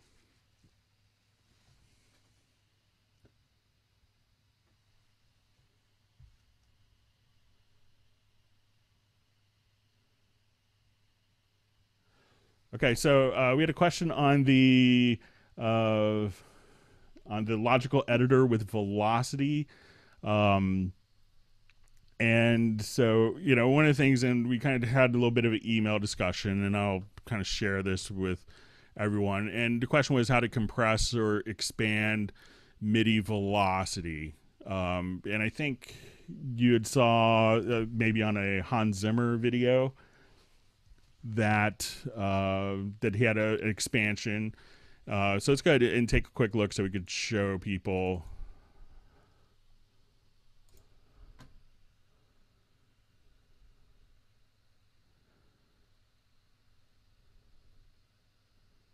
Okay, so let's say that these are our velocities, and we wanted to compress them with a logical editor preset, let's say by 10%.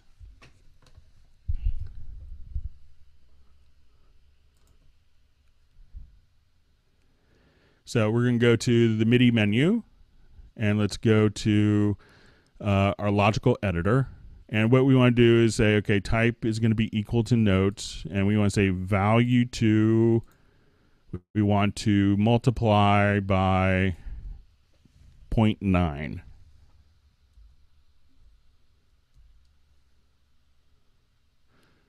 Okay, so what this is going to do is take all the notes and take value to, which in a MIDI note message is velocity, and it's going to multiply that by 0.9. So now when I come here, I could apply that like so. Now the question that we had in email was about kind of expansion, and you wanted to kind of expand the entire range. So with kind of a middle point, I believe, from our discussion. So let's say what a lot of composers do is just set this to 1.1, and now they come here and they'll hit apply and just be able to have it expand by 1.1. So I think that's what, you know, I've seen other composers at Hans's studio, and I've been on Hans's rig a couple times, and I think that's what he has set up for his, it may be like a velocity expansion, but I don't think it's necessarily taking the lowest points and kind of, you know, increasing the range of it. I think I'm going to see him tomorrow night in concert, and I should have a backstage pass. So if I get a chance, I'll actually ask him and see if I get an answer. So if you want to send me an email, I will be on vacation Saturday, but if you want to send me an email, I could check on it. But if I see him tomorrow night in concert, I will just ask him if it's doing that or if he's just kind of doing a 1.1 for his expansion. I think that's what it is, but I'll check with him just to make sure if I see him.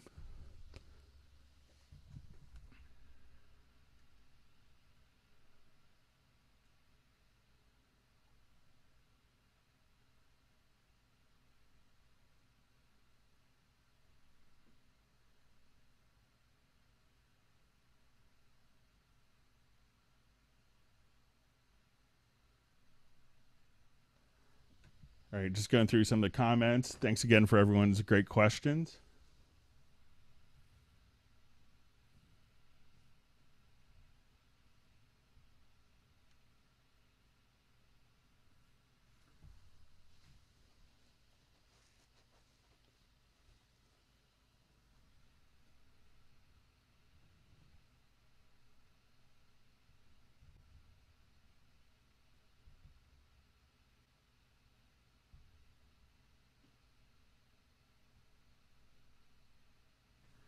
Okay, so I'm seeing questions for a grid sequencer for live performance. So I'm not sure if there's a direct equivalent or name with that in Cubase, but one of the things that you can do that people will get set up is, you know, setting up an arranger track. So if we have an arranger track here, what you could do is actually define with your drawing tool different portions of your project, and you could have a section within a section within a section within a section, and then you could just kind of build up different arrangements like so. And these, if you go to the generic MIDI remote, you can actually just trigger these. And what you want to do is, instead of just playing this back in a straight linear, it will now kind of just jump between your different arranger chains here, or in your different arrangement in a non-linear fashion. So I'm not sure if I'm understanding your question correctly, but I think that might help. That might be what you're looking for, but if not, let me know.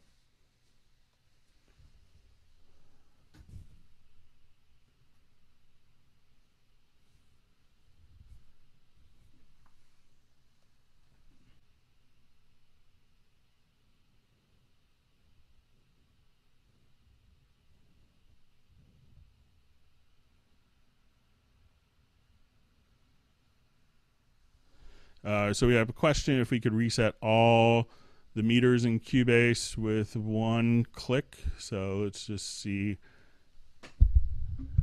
Let me just, sorry about hitting the microphone. I'm just going to mute my microphone. My microphone stand just came off. Give me 1 second.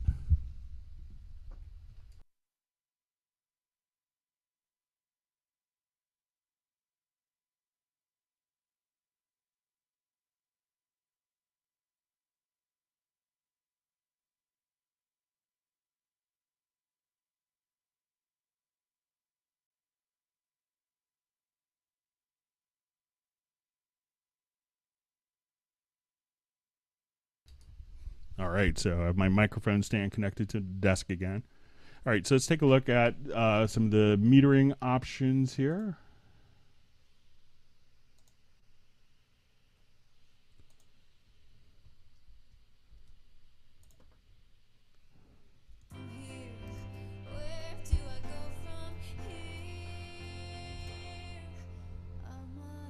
So let me just jump back to our project as more audio in it.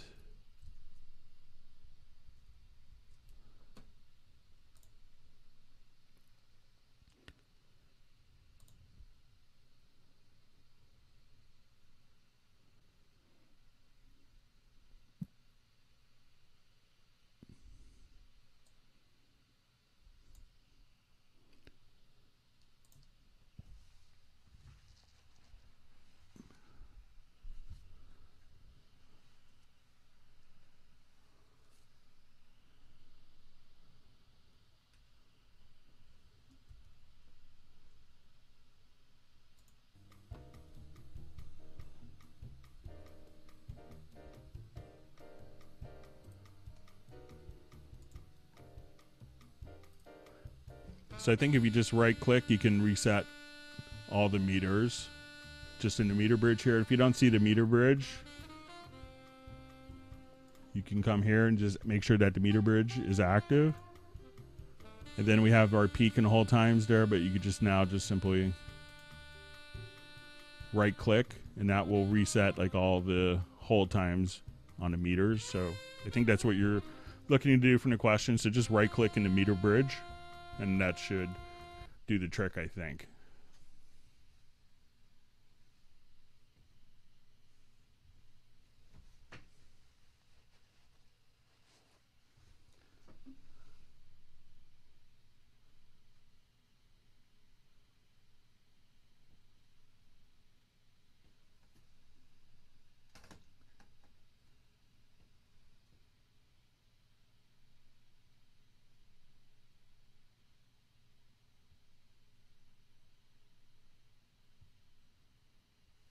All right, so we have a question on drawing automation. If you could see the value while drawing it in.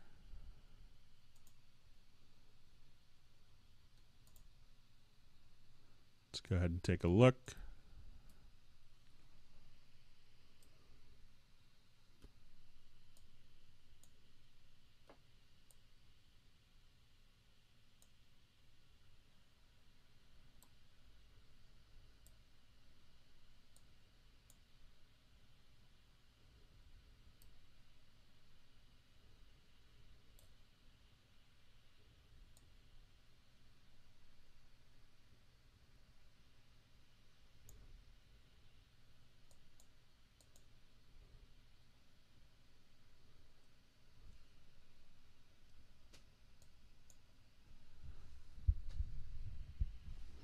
And just try.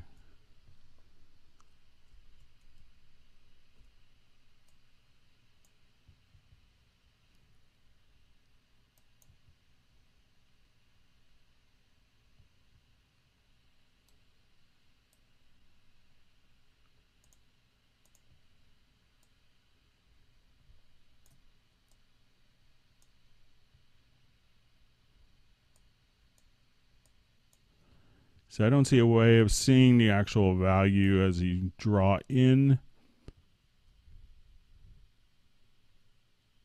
the automation, but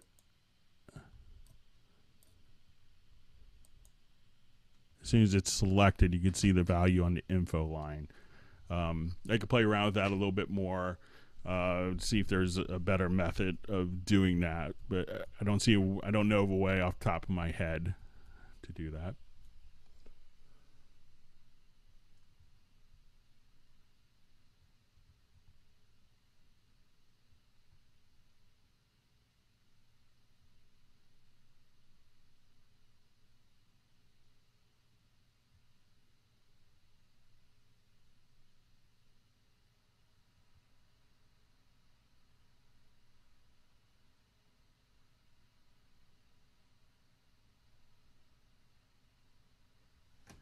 All right, so just going through some of the comments. I see Greg Clemens.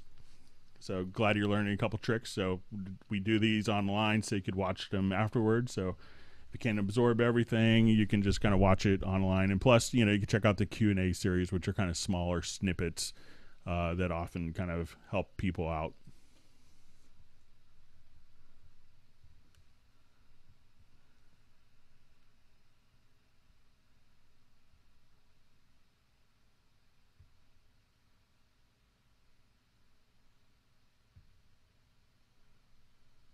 All right, so we have a question on VST Connect Pro. Kind of within a Google Hangout, it's hard to show.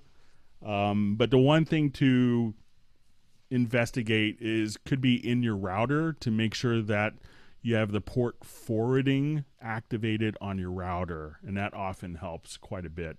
So your router of your internet connection, like in the US where it's like a Fios or Xfinity, might have an effect. So you might have to go in and set up port forwarding. Just kind of the nature of presenting and doing all this, it's hard to showcase that in a Hangout environment. I'll move on to next question.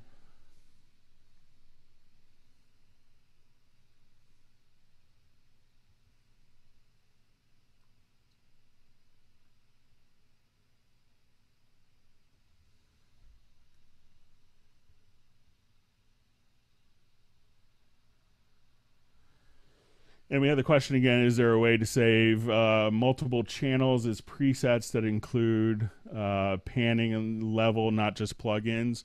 And again, if you just select all the channels directly here, whether they have data on them or not, and what you want to do is just choose to, I see other comments of work with templates, which is a great suggestion, but you could also just come right here and export selected tracks as a track archive and then import that into other projects. So it could have media like your audio or MIDI, or just kind of, if it doesn't have any media, you could just simply have just the track itself. But templates are also a really good solution for that.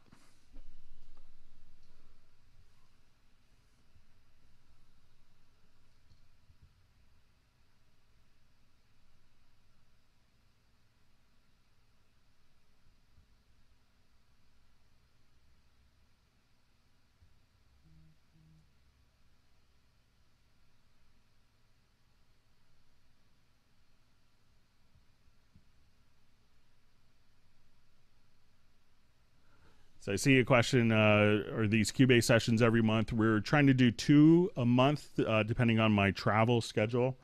I travel quite a bit, but we're trying to do 2 a month. We can only fit 1 in for June, but we did one July 5th and July 20th, and we'll try to get one the second week of August and later in the August. So we're trying to do these twice a month. And in the future, if you have questions that you want to submit in advance, you could always send it to clubcubase@steinberg.net.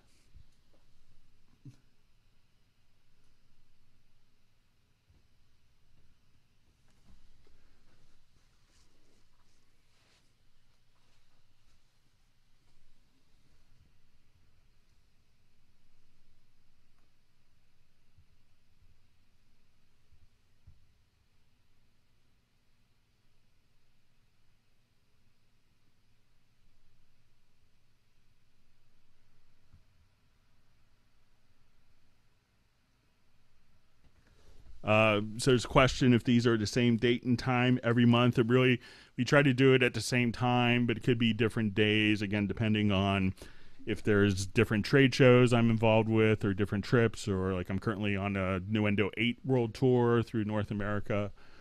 So it can depend, but if you subscribe to the Cubase YouTube channel or follow Steinberg on Twitter or Facebook, they're going to be announced there.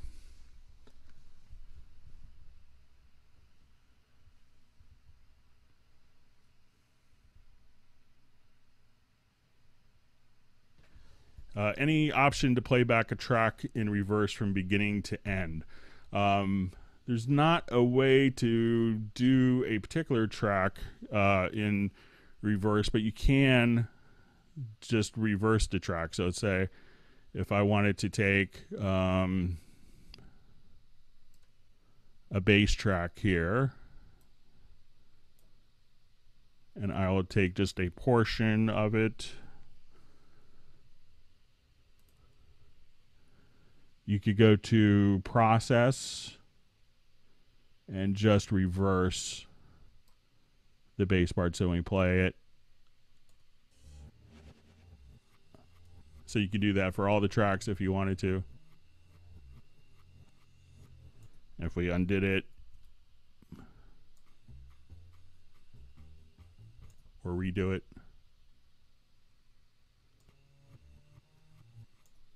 So again, you can just do an offline process for reverse. So select the event, right click, go to process, and then you could just reverse. You could also just grab it from the audio menu, take the selection, go to process here, and choose a reverse.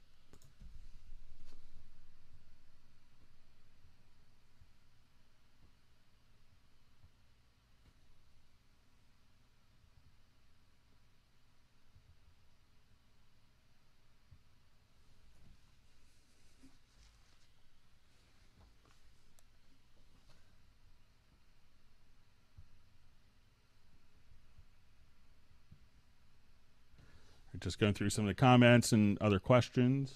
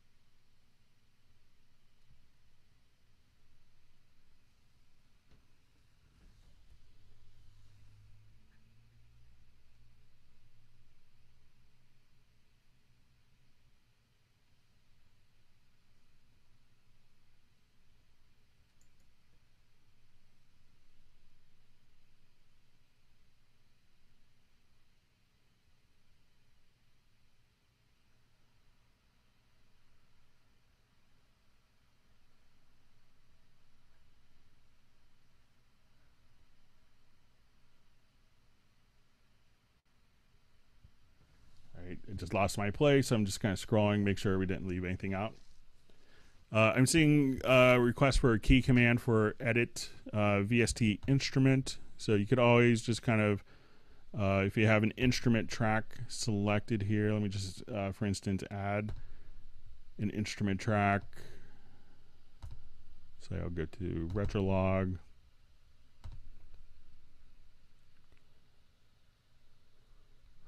So there's always this button, but I think the key command, let me just look for it. I think it's just edit VST instrument.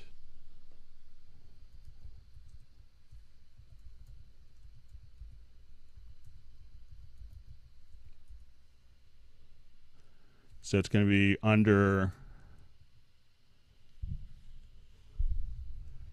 the edit menu, so you can set it up right there for the edit VST instrument.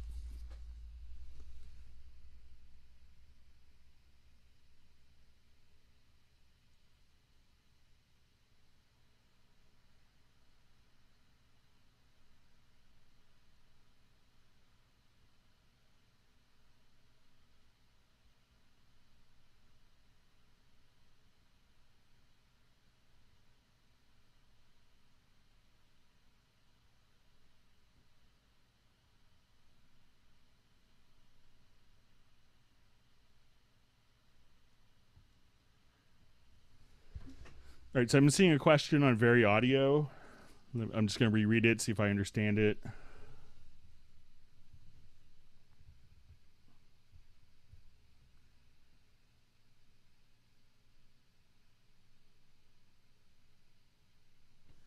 Okay, so it seems like when you're working with Very Audio and you close it, you can no longer kind of work with the file.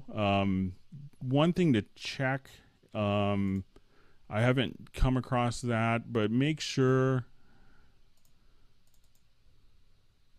for instance, if you're working with the Very Audio, I'll just do this in the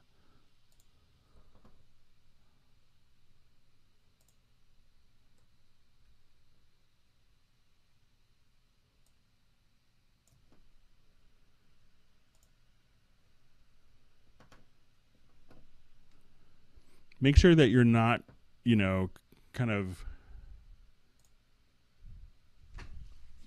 there's a way to kind of choose to flatten the file with the Very Audio. So let me just see if I have a particular part activated here. Give me 1 second.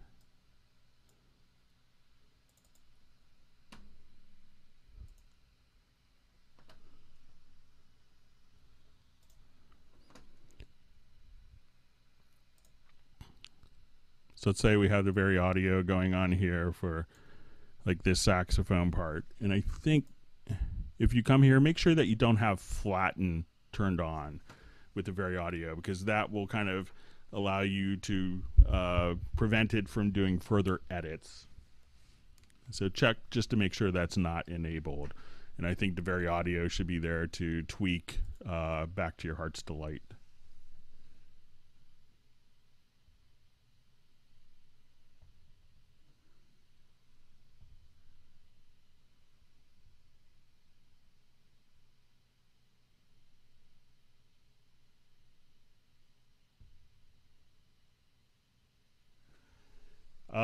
So I'm seeing a request to open a specific VST instrument with a key command. That could be tricky just because, there's about 80,000 VST instruments or something ridiculous like that.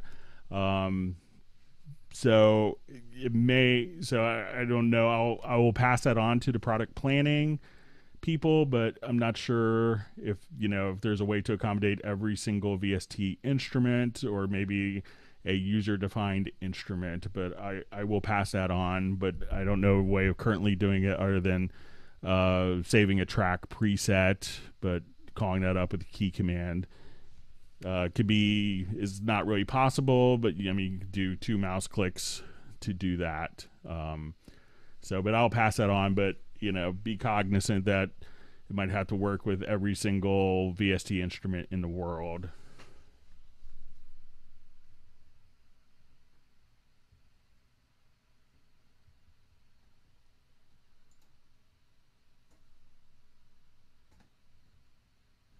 All right, so we got a question. How do you freeze a track? There's several different ways of freezing tracks. You could freeze an entire instrument. So let's say if I come here and I have like my Halion Sonic SE.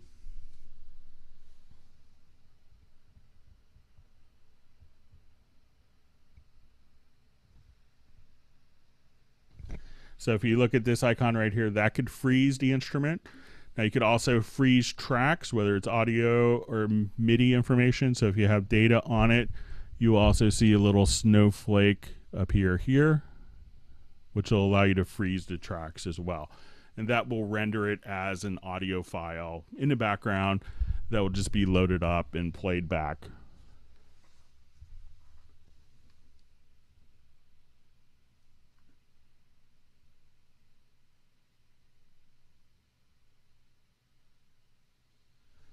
All right, so let's say we had a question. How do you load a drum track into the project and have it match the click?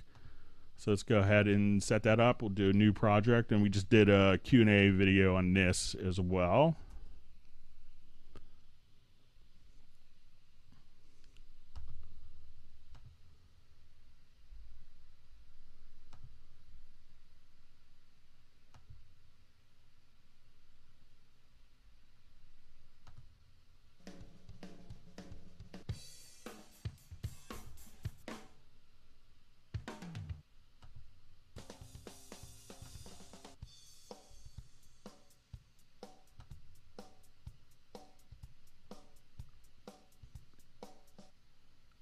just find one. Okay, so let's say I just kind of drop this loop in, and we want to play it back. And let's say I'll just copy it a couple times here.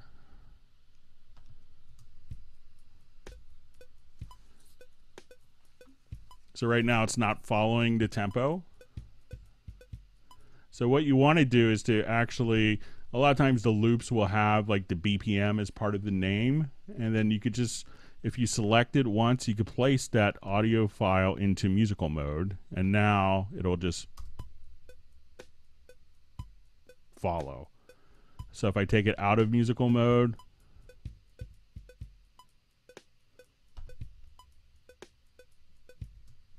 so as soon as I just come right here, put it into musical mode, then that loop will automatically follow. Be kind of like a tempo parasite, if you will.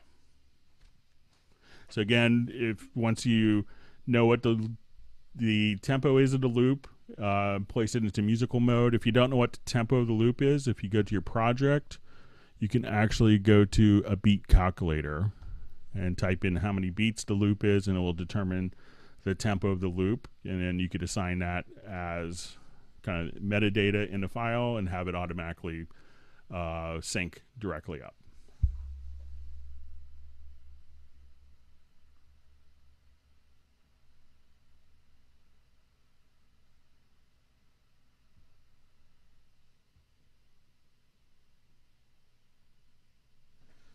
All right, so we're seeing some people saying that they don't see like the freeze function, and if you don't know where the track control settings are, you can right click on the track itself, and then there's track control settings.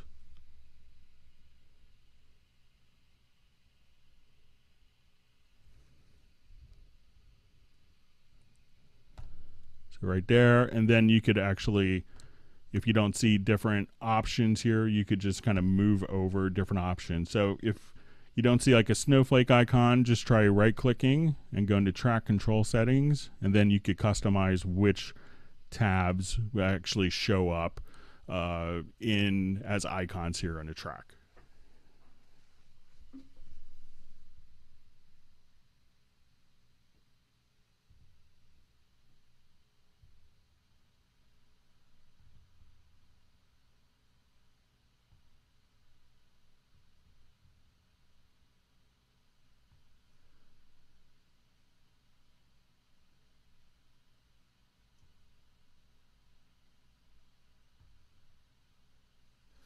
All right, so same question. You have a project with programmed drums and they are rendered as audio files. What's the best way to make them more musical? You know, one of the things that you could do is just subtle tempo changes. You know, so a lot of times, like let's say I just want to take this particular drum loop here, and while it's kind of locked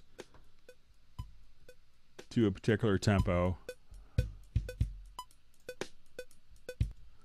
So let me just come here, and what you could do is, you know, just go to your tempo track. If they're rendered as audio, you have a lot more flexibility with, you know, doing more stuff with MIDI domain, but they're rendered as audio. One of the things that can really just kind of make a big difference is, let's say if we go to your tempo track and you just do like really subtle tempo changes.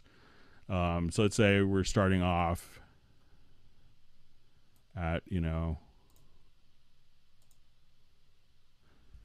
and I'm just going to turn my snap off here.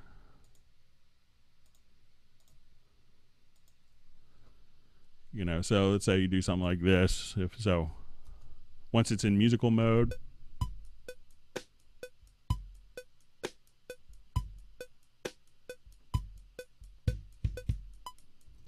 so, you know, that can really help if you have just kind of audio files. You know, you could take, you know, I'll show you another thing that you can do if you wanted to kind of manipulate it in the MIDI domain, especially for like kick and snare, something that's really helpful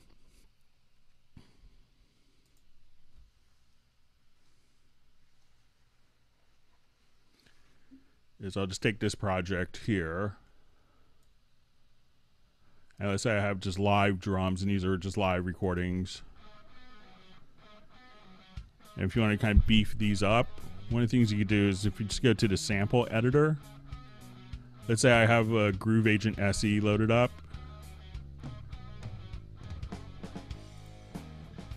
I could take this drums, and then I want to, we'll just go into the editor, and I'll just find my hit points. And now once I find my hit points, I could just say, okay, we're going to come here, adjust the threshold. Then I could say, let's create a MIDI note, and we'll put it, let's say, on C1. It's going to be routed out to this Groove Agent.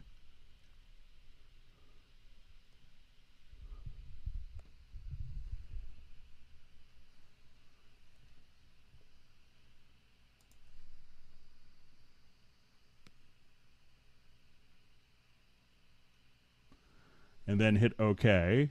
And I can retain all the original dynamic velocities.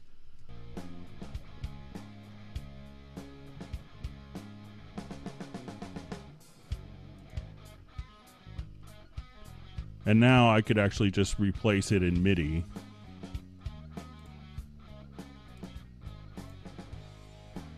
So let's say I'll make this kick a little louder.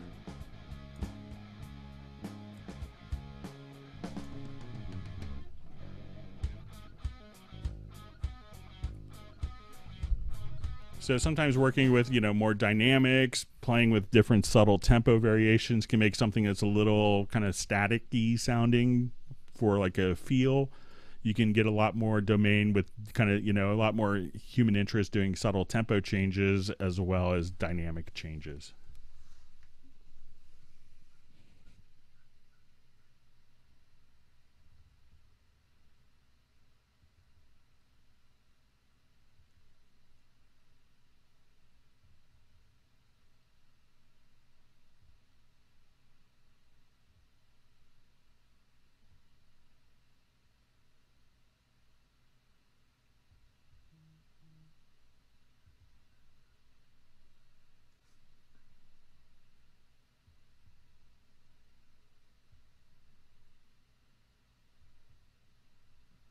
Yeah, I'm seeing some comments on recently it was announced that Spotify is kind of lowering their dynamics processing to minus 17 loudness units. So again, with the metering that you have directly inside of Cubase, you're already accommodated to handle those changes as they come up.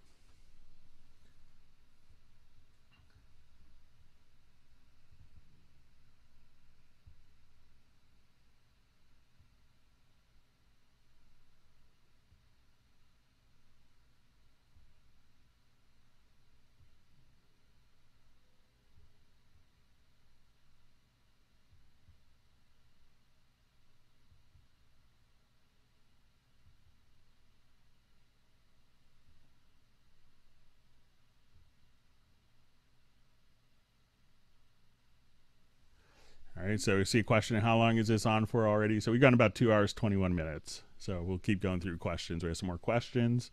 We'll try to get through as many questions as we can.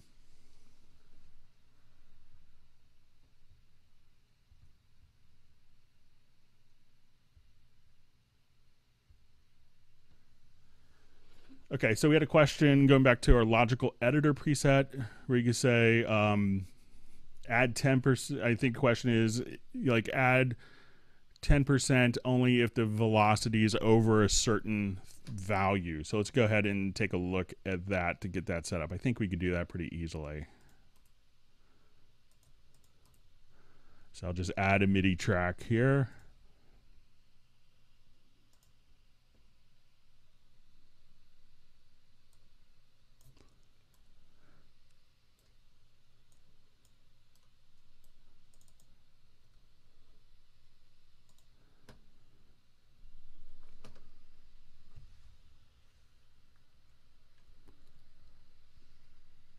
All right, I'll just go ahead do some 21st century composition here. All right. Okay, so let me just vary the velocities here.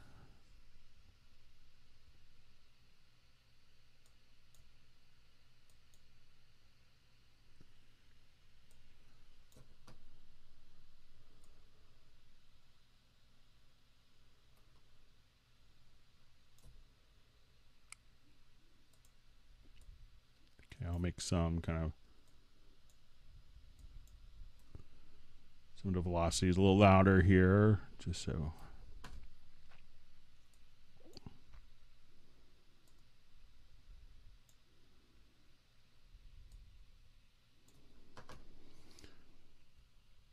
Okay, so let's say I want to check the velocity on this particular note. Okay, so let's say I want to create a condition where I want to, we'll try to compress notes by 10% that have a velocity less or more than 100. Let's see if we could do that.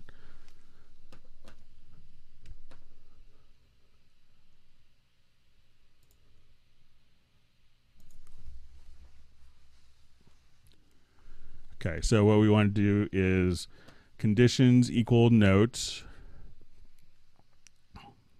And we want to say as our action target, value 2, which is the velocity, is, let me just,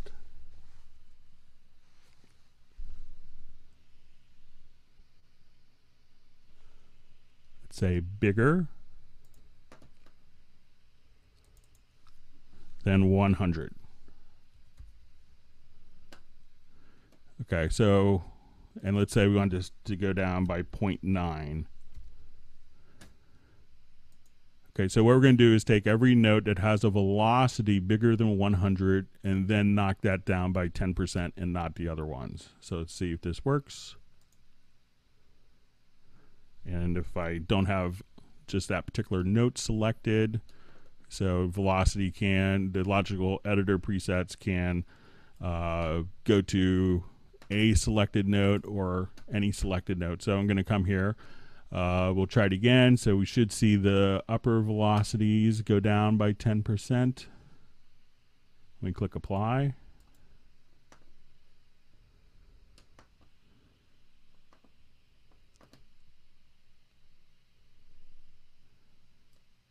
And let me just make sure these are all over 100.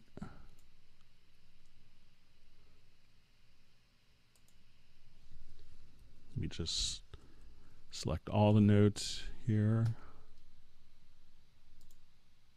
All right, so now that those notes were selected, we could take all the notes that have a velocity bigger than 100 and compress them by 10% or knock down 10%. And we'll undo, just so you can see. So it's not going to affect these notes, but these notes here. So it's one of the cool things that you can do with Logical Editor. So once you kind of get into it, it gets to be quite addictive for customization, for little tweaks and enhancements, doing stuff like that.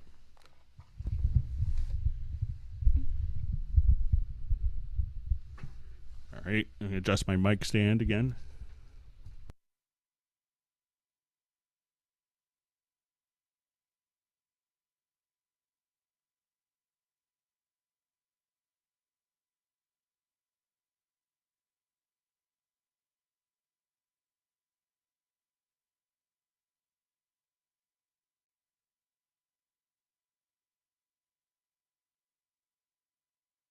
All right, so let's look at some of our comments, questions.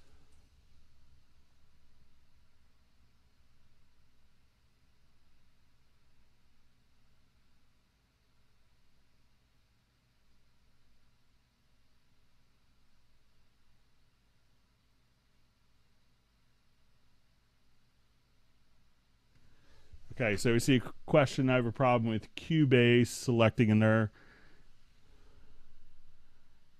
switching to another channel.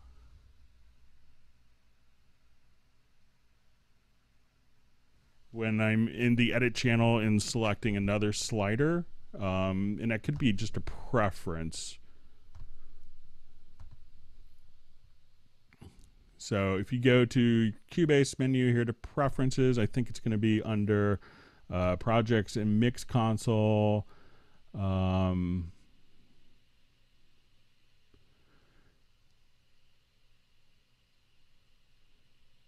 So try, depending on your controller, you may want to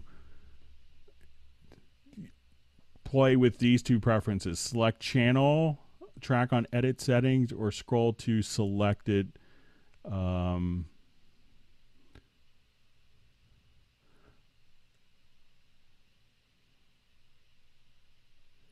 So I think it's going to be one of these two preferences. Try toggling the status of that. So I think that will take care of kind of the channel being the wrong channel being selected accidentally.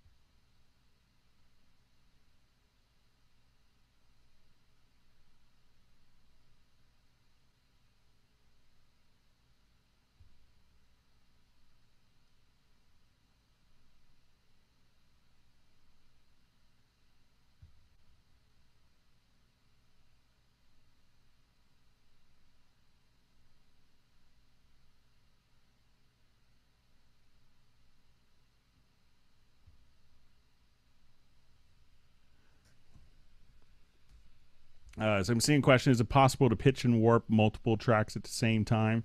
You could see multiple tracks within the same editor, but the pitch and warp you'd have to execute individually, I believe.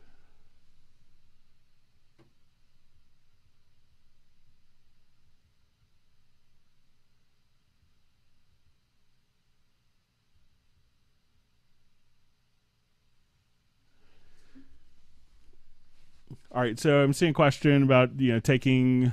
I think it's with a string program being able to kind of couple the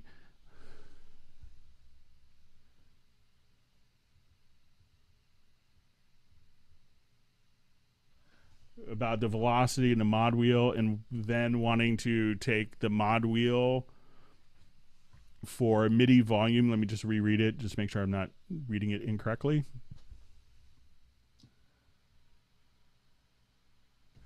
Okay, about coupling the mod wheel with the main volume. I think that could be done quite easily. So let's come over here and go to the editor. And one of the functions that you could have is an input transformer. So let's say if I set this up for local, and what you could do is you could transform, we want to say controllers, and this is similar to the media bay, but can actually be and first thing you want to do is make sure that when you turn on it, you activate module 1. So we want to say type is equal to controller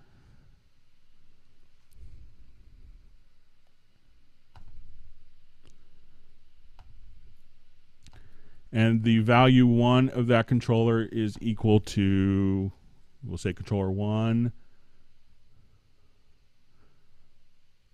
modulation, and then what we want to do is to transform that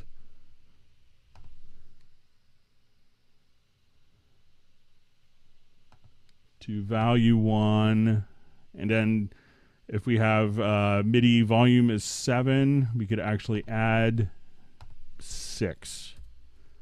And I think what this will allow you to do is to transform your modulation and have that be transformed directly into your MIDI main volume message. So once again, you see this little squiggly line, and this would allow you to do it as you're recording the file. So give that a try, and I think that'll help you out.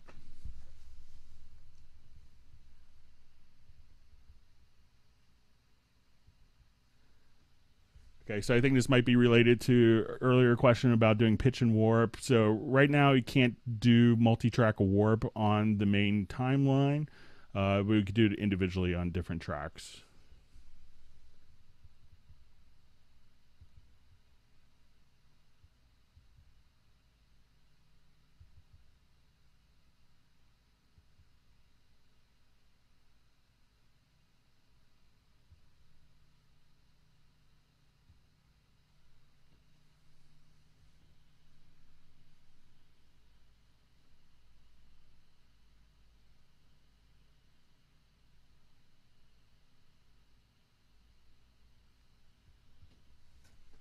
right, just reading through some more questions and comments.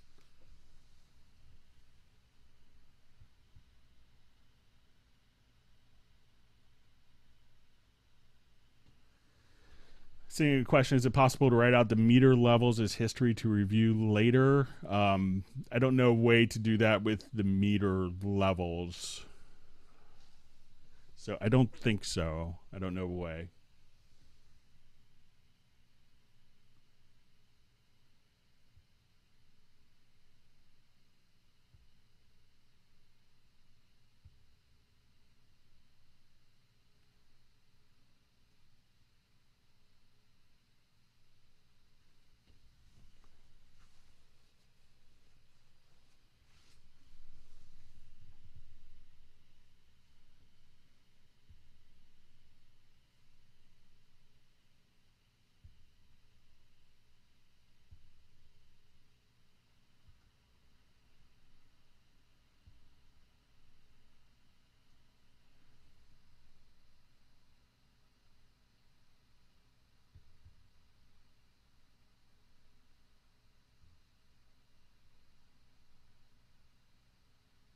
So I'm just seeing, and I'm not understanding the question about editing notes on a drum map when you go back. Is it possible maybe to ask the question in a different way? I'm not sure if I'm understanding. So that's from Real Raven 2000.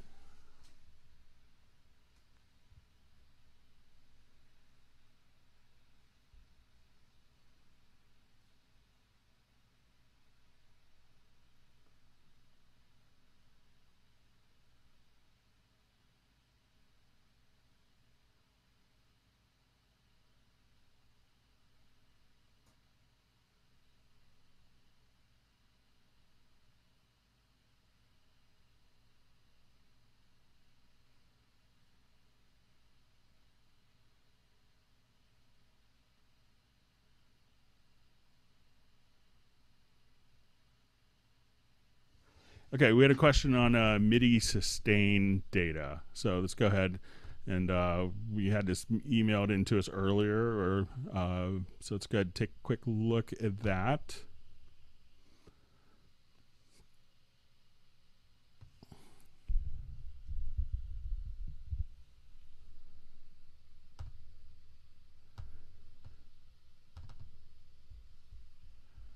Let's take it to the full screen so we can see it a little better.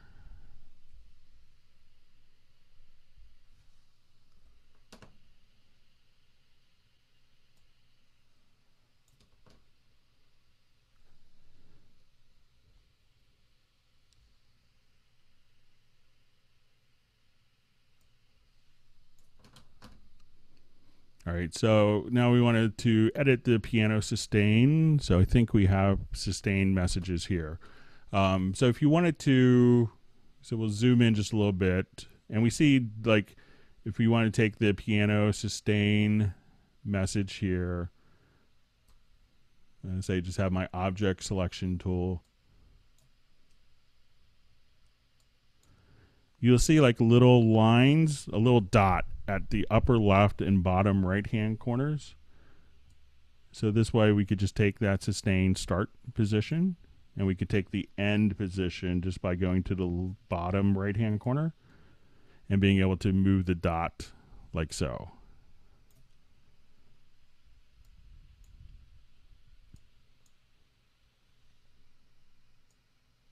So the upper left hand corner, and again the lower right hand corner of the sustain message. So as soon as we come here, so I think that'll make sense. But if that's not what you're looking for, just let me know in the comments field.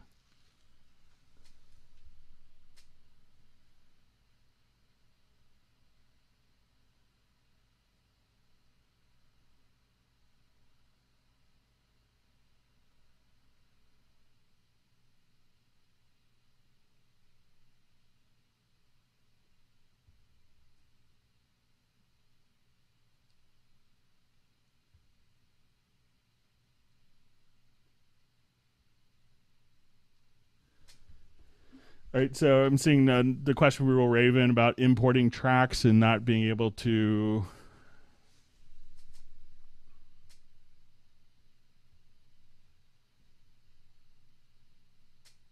And having some of the track controls disabled. I haven't come across that, but if you, but I'm not sure if it's importing as a track archive or if you're just dragging and dropping. So, but I haven't heard of that or come across it, so I'm not sure if anyone else has.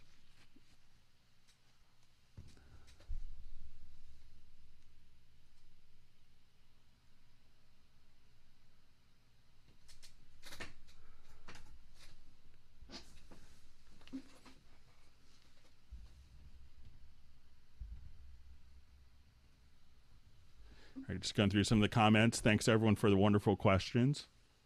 I hope everyone's learning a couple tips and tricks.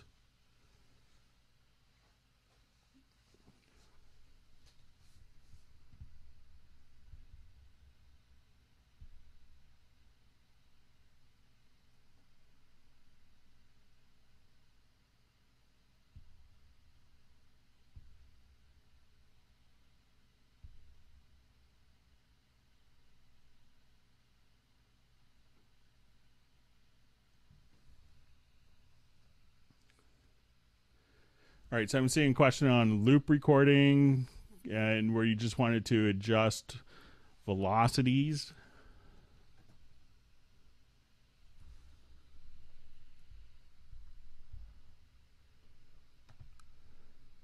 So let's see if we can just set up a quick.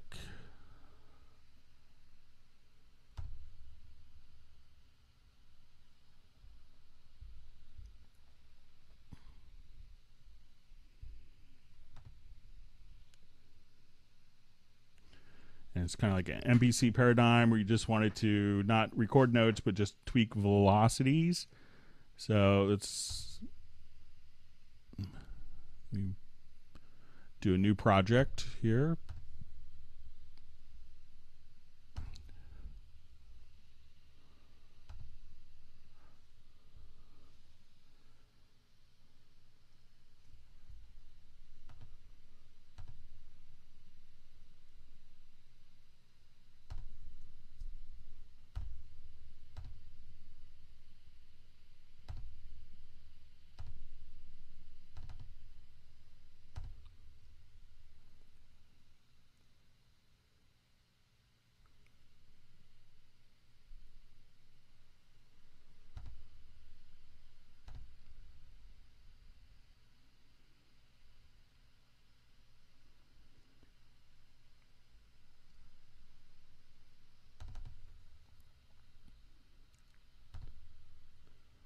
Let me load kit with some patterns.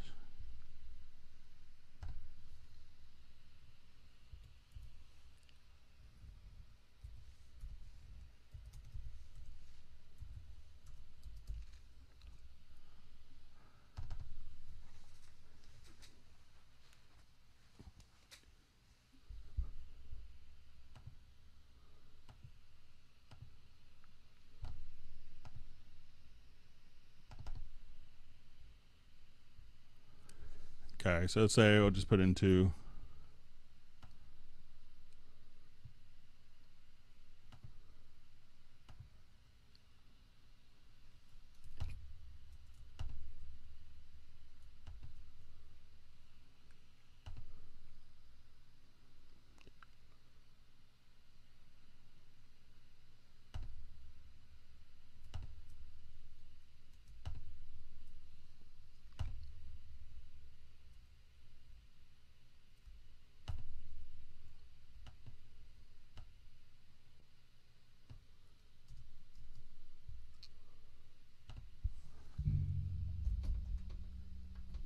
okay, let me see if I have my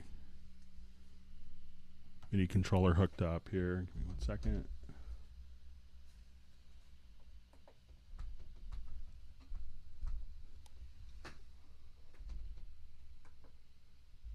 Let me adjust the transpose.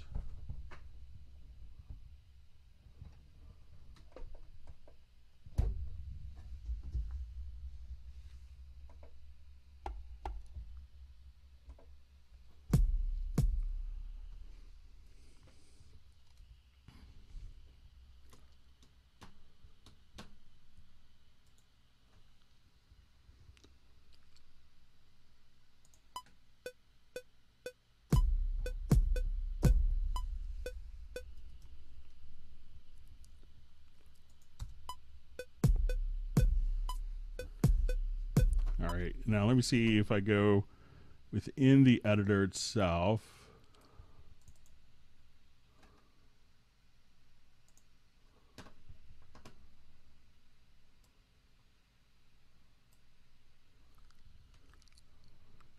I'll say I'll just draw in a note here.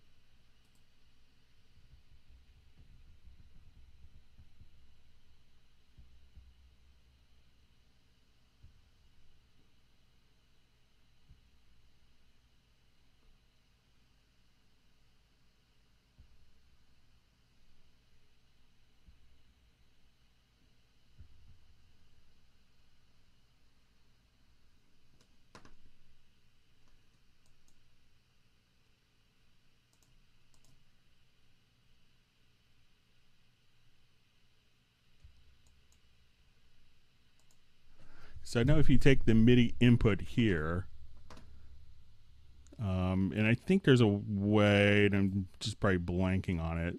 So now if I have this note selected, depending, I could just go through each of the notes and kind of depending on, as soon as I set the MIDI value for it. So let's say if I have this note selected and I hit my controller and then I hit the controller again, at that point you could just kind of cycle through and do, and not have anything to do with the pitch. So I could hit a completely different note, but I'm not recording the pitch, but just the velocity. And it isn't in real time, but you can just come here and hit any note, and it's going to filter out the pitch with this icon and just do the velocity. So even though I may hear it trigger a different note, it doesn't record that because it's filtering out. So while it's not in real time and it may not be the same thing as an MPC, it's a very fast way of being able to tweak velocities after the fact.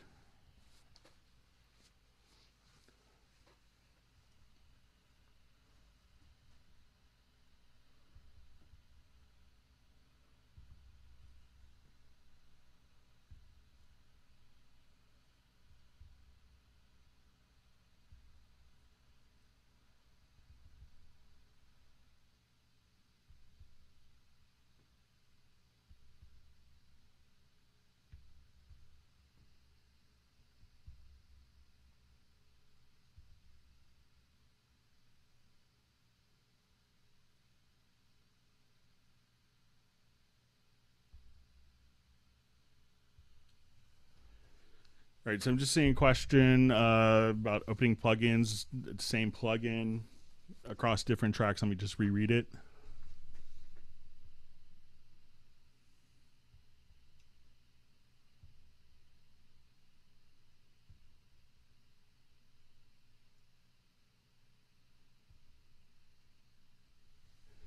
So the question is, if you have like multiple instances of a plugin, can the open plugin, and is this, and the one question I have is it a virtual instrument plugin or is it an audio plugin? If it's a virtual instrument plugin, it should automatically do it based on a selected track. But if it's multiply inserted on a particular, like if you have the same compressor on 100 tracks, I don't think you'd have to physically open the edit command for that particular track, I believe.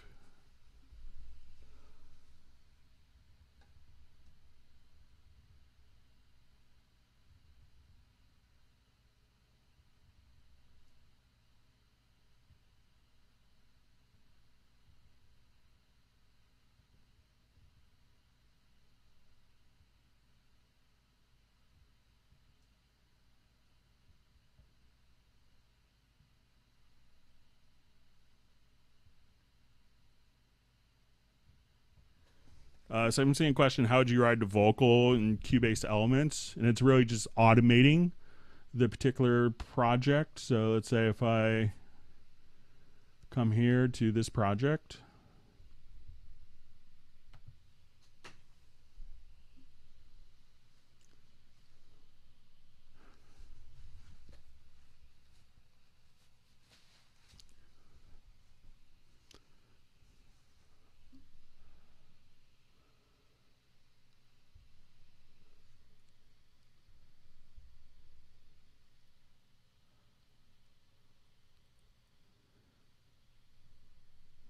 So for here, and you could go to the fader, and really all you have to do is you could click on W, and that would write automation.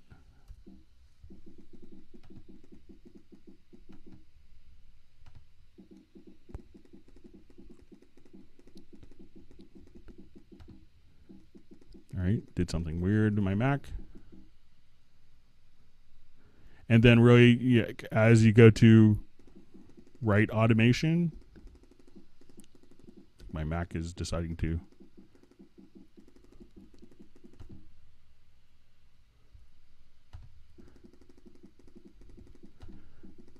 So as soon as you would actually just click on W, you could then just move your fader up and down, and those automation values will be recorded. Let me just see.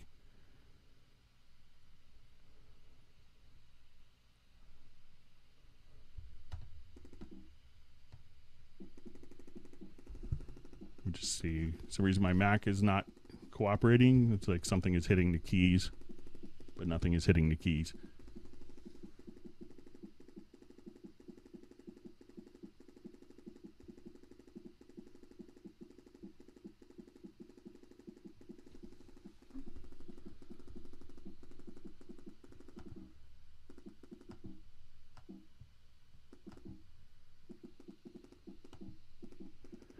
Go ahead and close this project. See.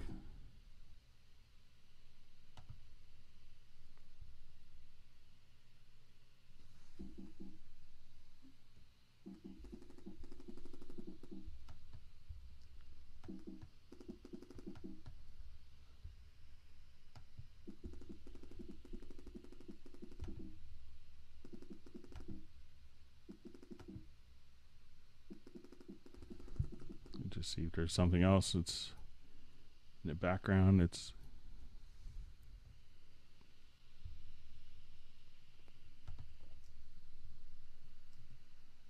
okay. We'll try this again. All right. All right. We'll go through a couple more questions.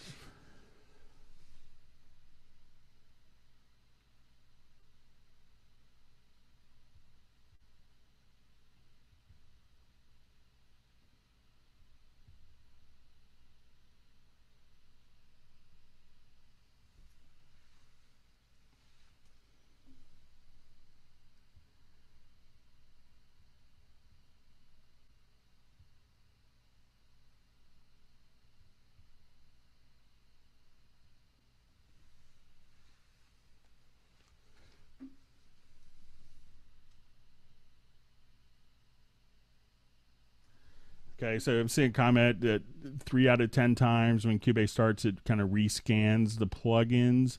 Is that normal? Sometimes what can cause that is if there's been, it's not normal. Usually it only rescans the plugins the first time that you start it, or it also kind of happens, interestingly enough, after like a time change. And I think it could be, periodically it just kind of looks for, if there's a time change like daylight savings time. So I only have it happen like twice a year where it rescans, not 3 out of 10 times. I did see that happen on someone's system, and their little their battery on their motherboard was starting to die, and it would lose time, so it wasn't keeping accurate time from the motherboard. So it could be something like that, but no, that's not typical for it to 3 out of 10 times for it to scan through all your plugins.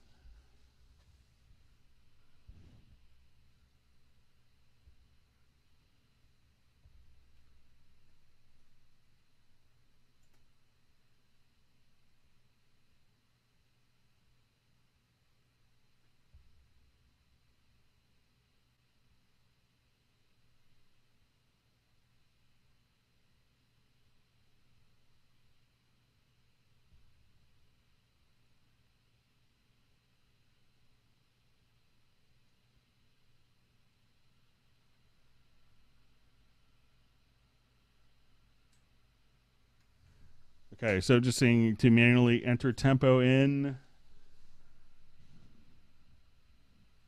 just to kind of be able to tick up and down. Let me try on my system here. Grab the correct mouse.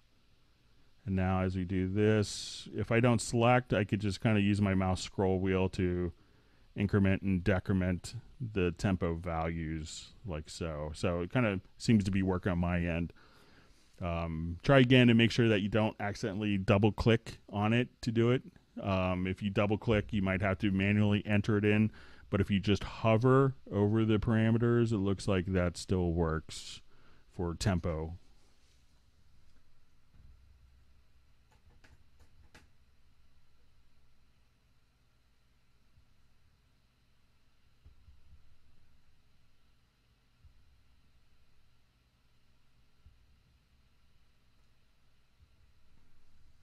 All right, I'm just going to take a look through other questions that may have been sent in that we didn't get to.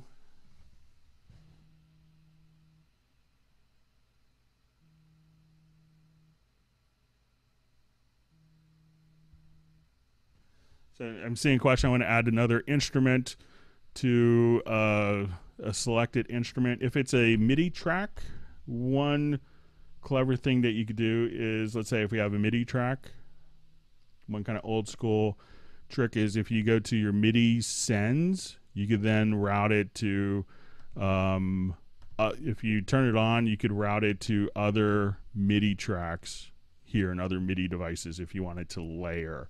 So that way you could have one track going out to 4 different devices.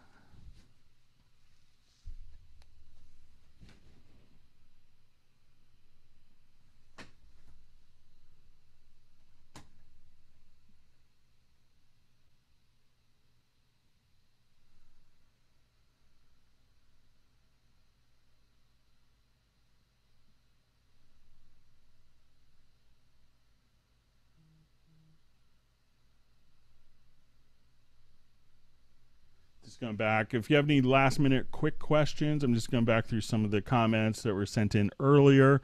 But if you have a last minute quick question, go ahead and fire it off. We're going to be ending here in a couple of minutes. So just feel free to kind of fire off a quick question. In the comments field, I'll go through. I think I may have missed a couple of the earlier questions I had copied, so I'm going to go through those. We had a question about taking a sample from a Groove Agent pad and dragging it onto a track. So there isn't a way to do that, but what you can do is just simply come here. Let's say if I have a particular sound loaded up, I can say, okay, let's just grab this note, and I have this particular note, and let's say if I just drag a pattern over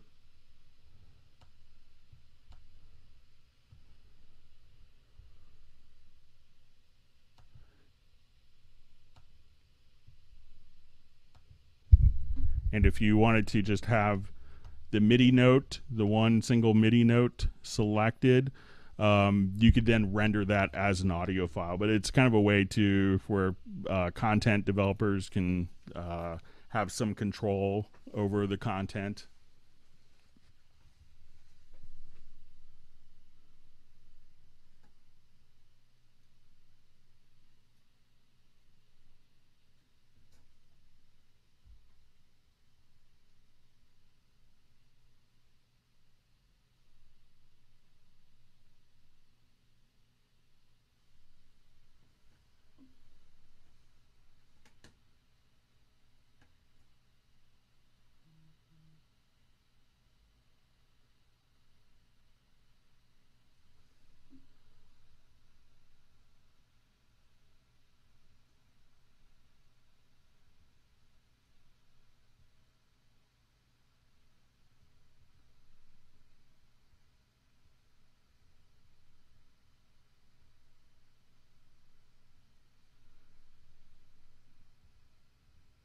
Okay, just reading through, see if there's any last minute questions before we wrap up.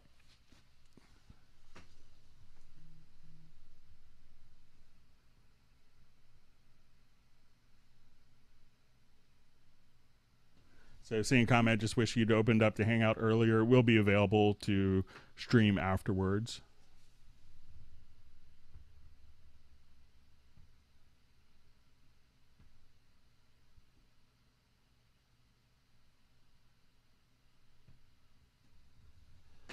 Okay, so we had a quick question on making sure the stuff is available to match the key of a song. And what's kind of interesting with this is we could just show you here real quick on, we'll just open up.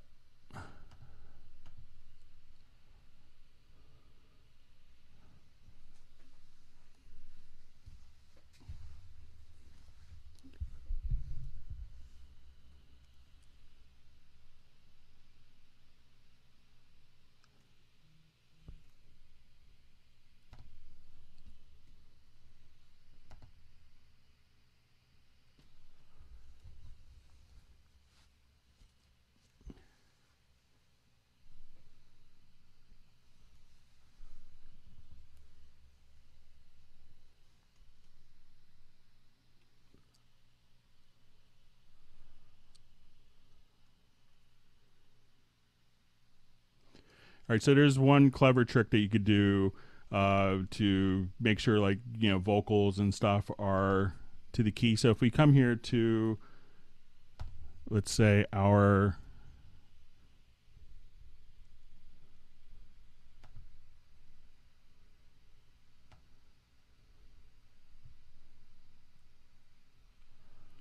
all right, I'm just going to render this part just to kind of show this function.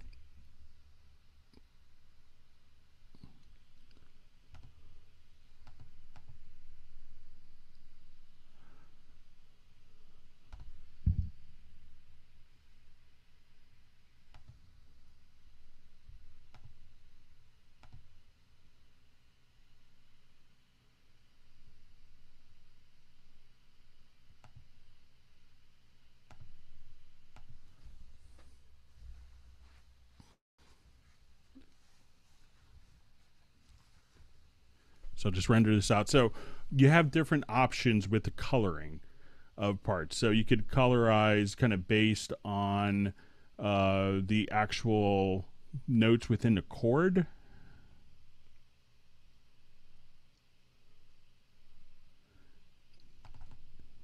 So I'll just get this file rendered and I'll show it to you.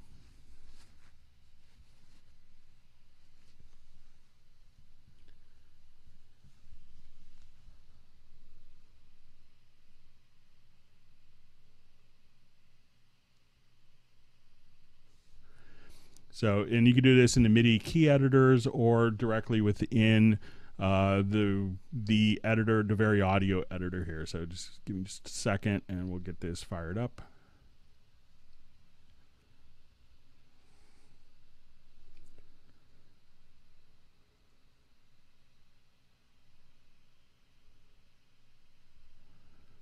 Okay, so now let's say if I'm in my Audio editor,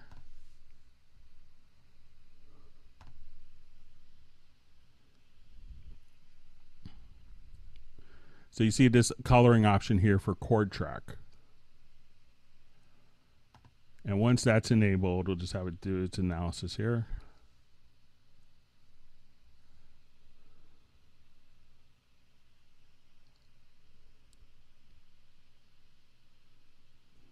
So you can see that green notes fall within the chord, blue notes are within the scale, and red notes are out of key. And you can see this also for MIDI notes as well. So let's say if I wanted to come here and go into the MIDI editor, if we base the colors, we could do it based on velocity or chords. So if you move particular notes and draw them in, this way you could actually see that a red note is out of key. But if I select the note, we can now move it to be within the scale, or a green note is within the chord itself. So you can see what notes fit musically based on the color. All right, so with that, I'm just going to take a look at last minute questions.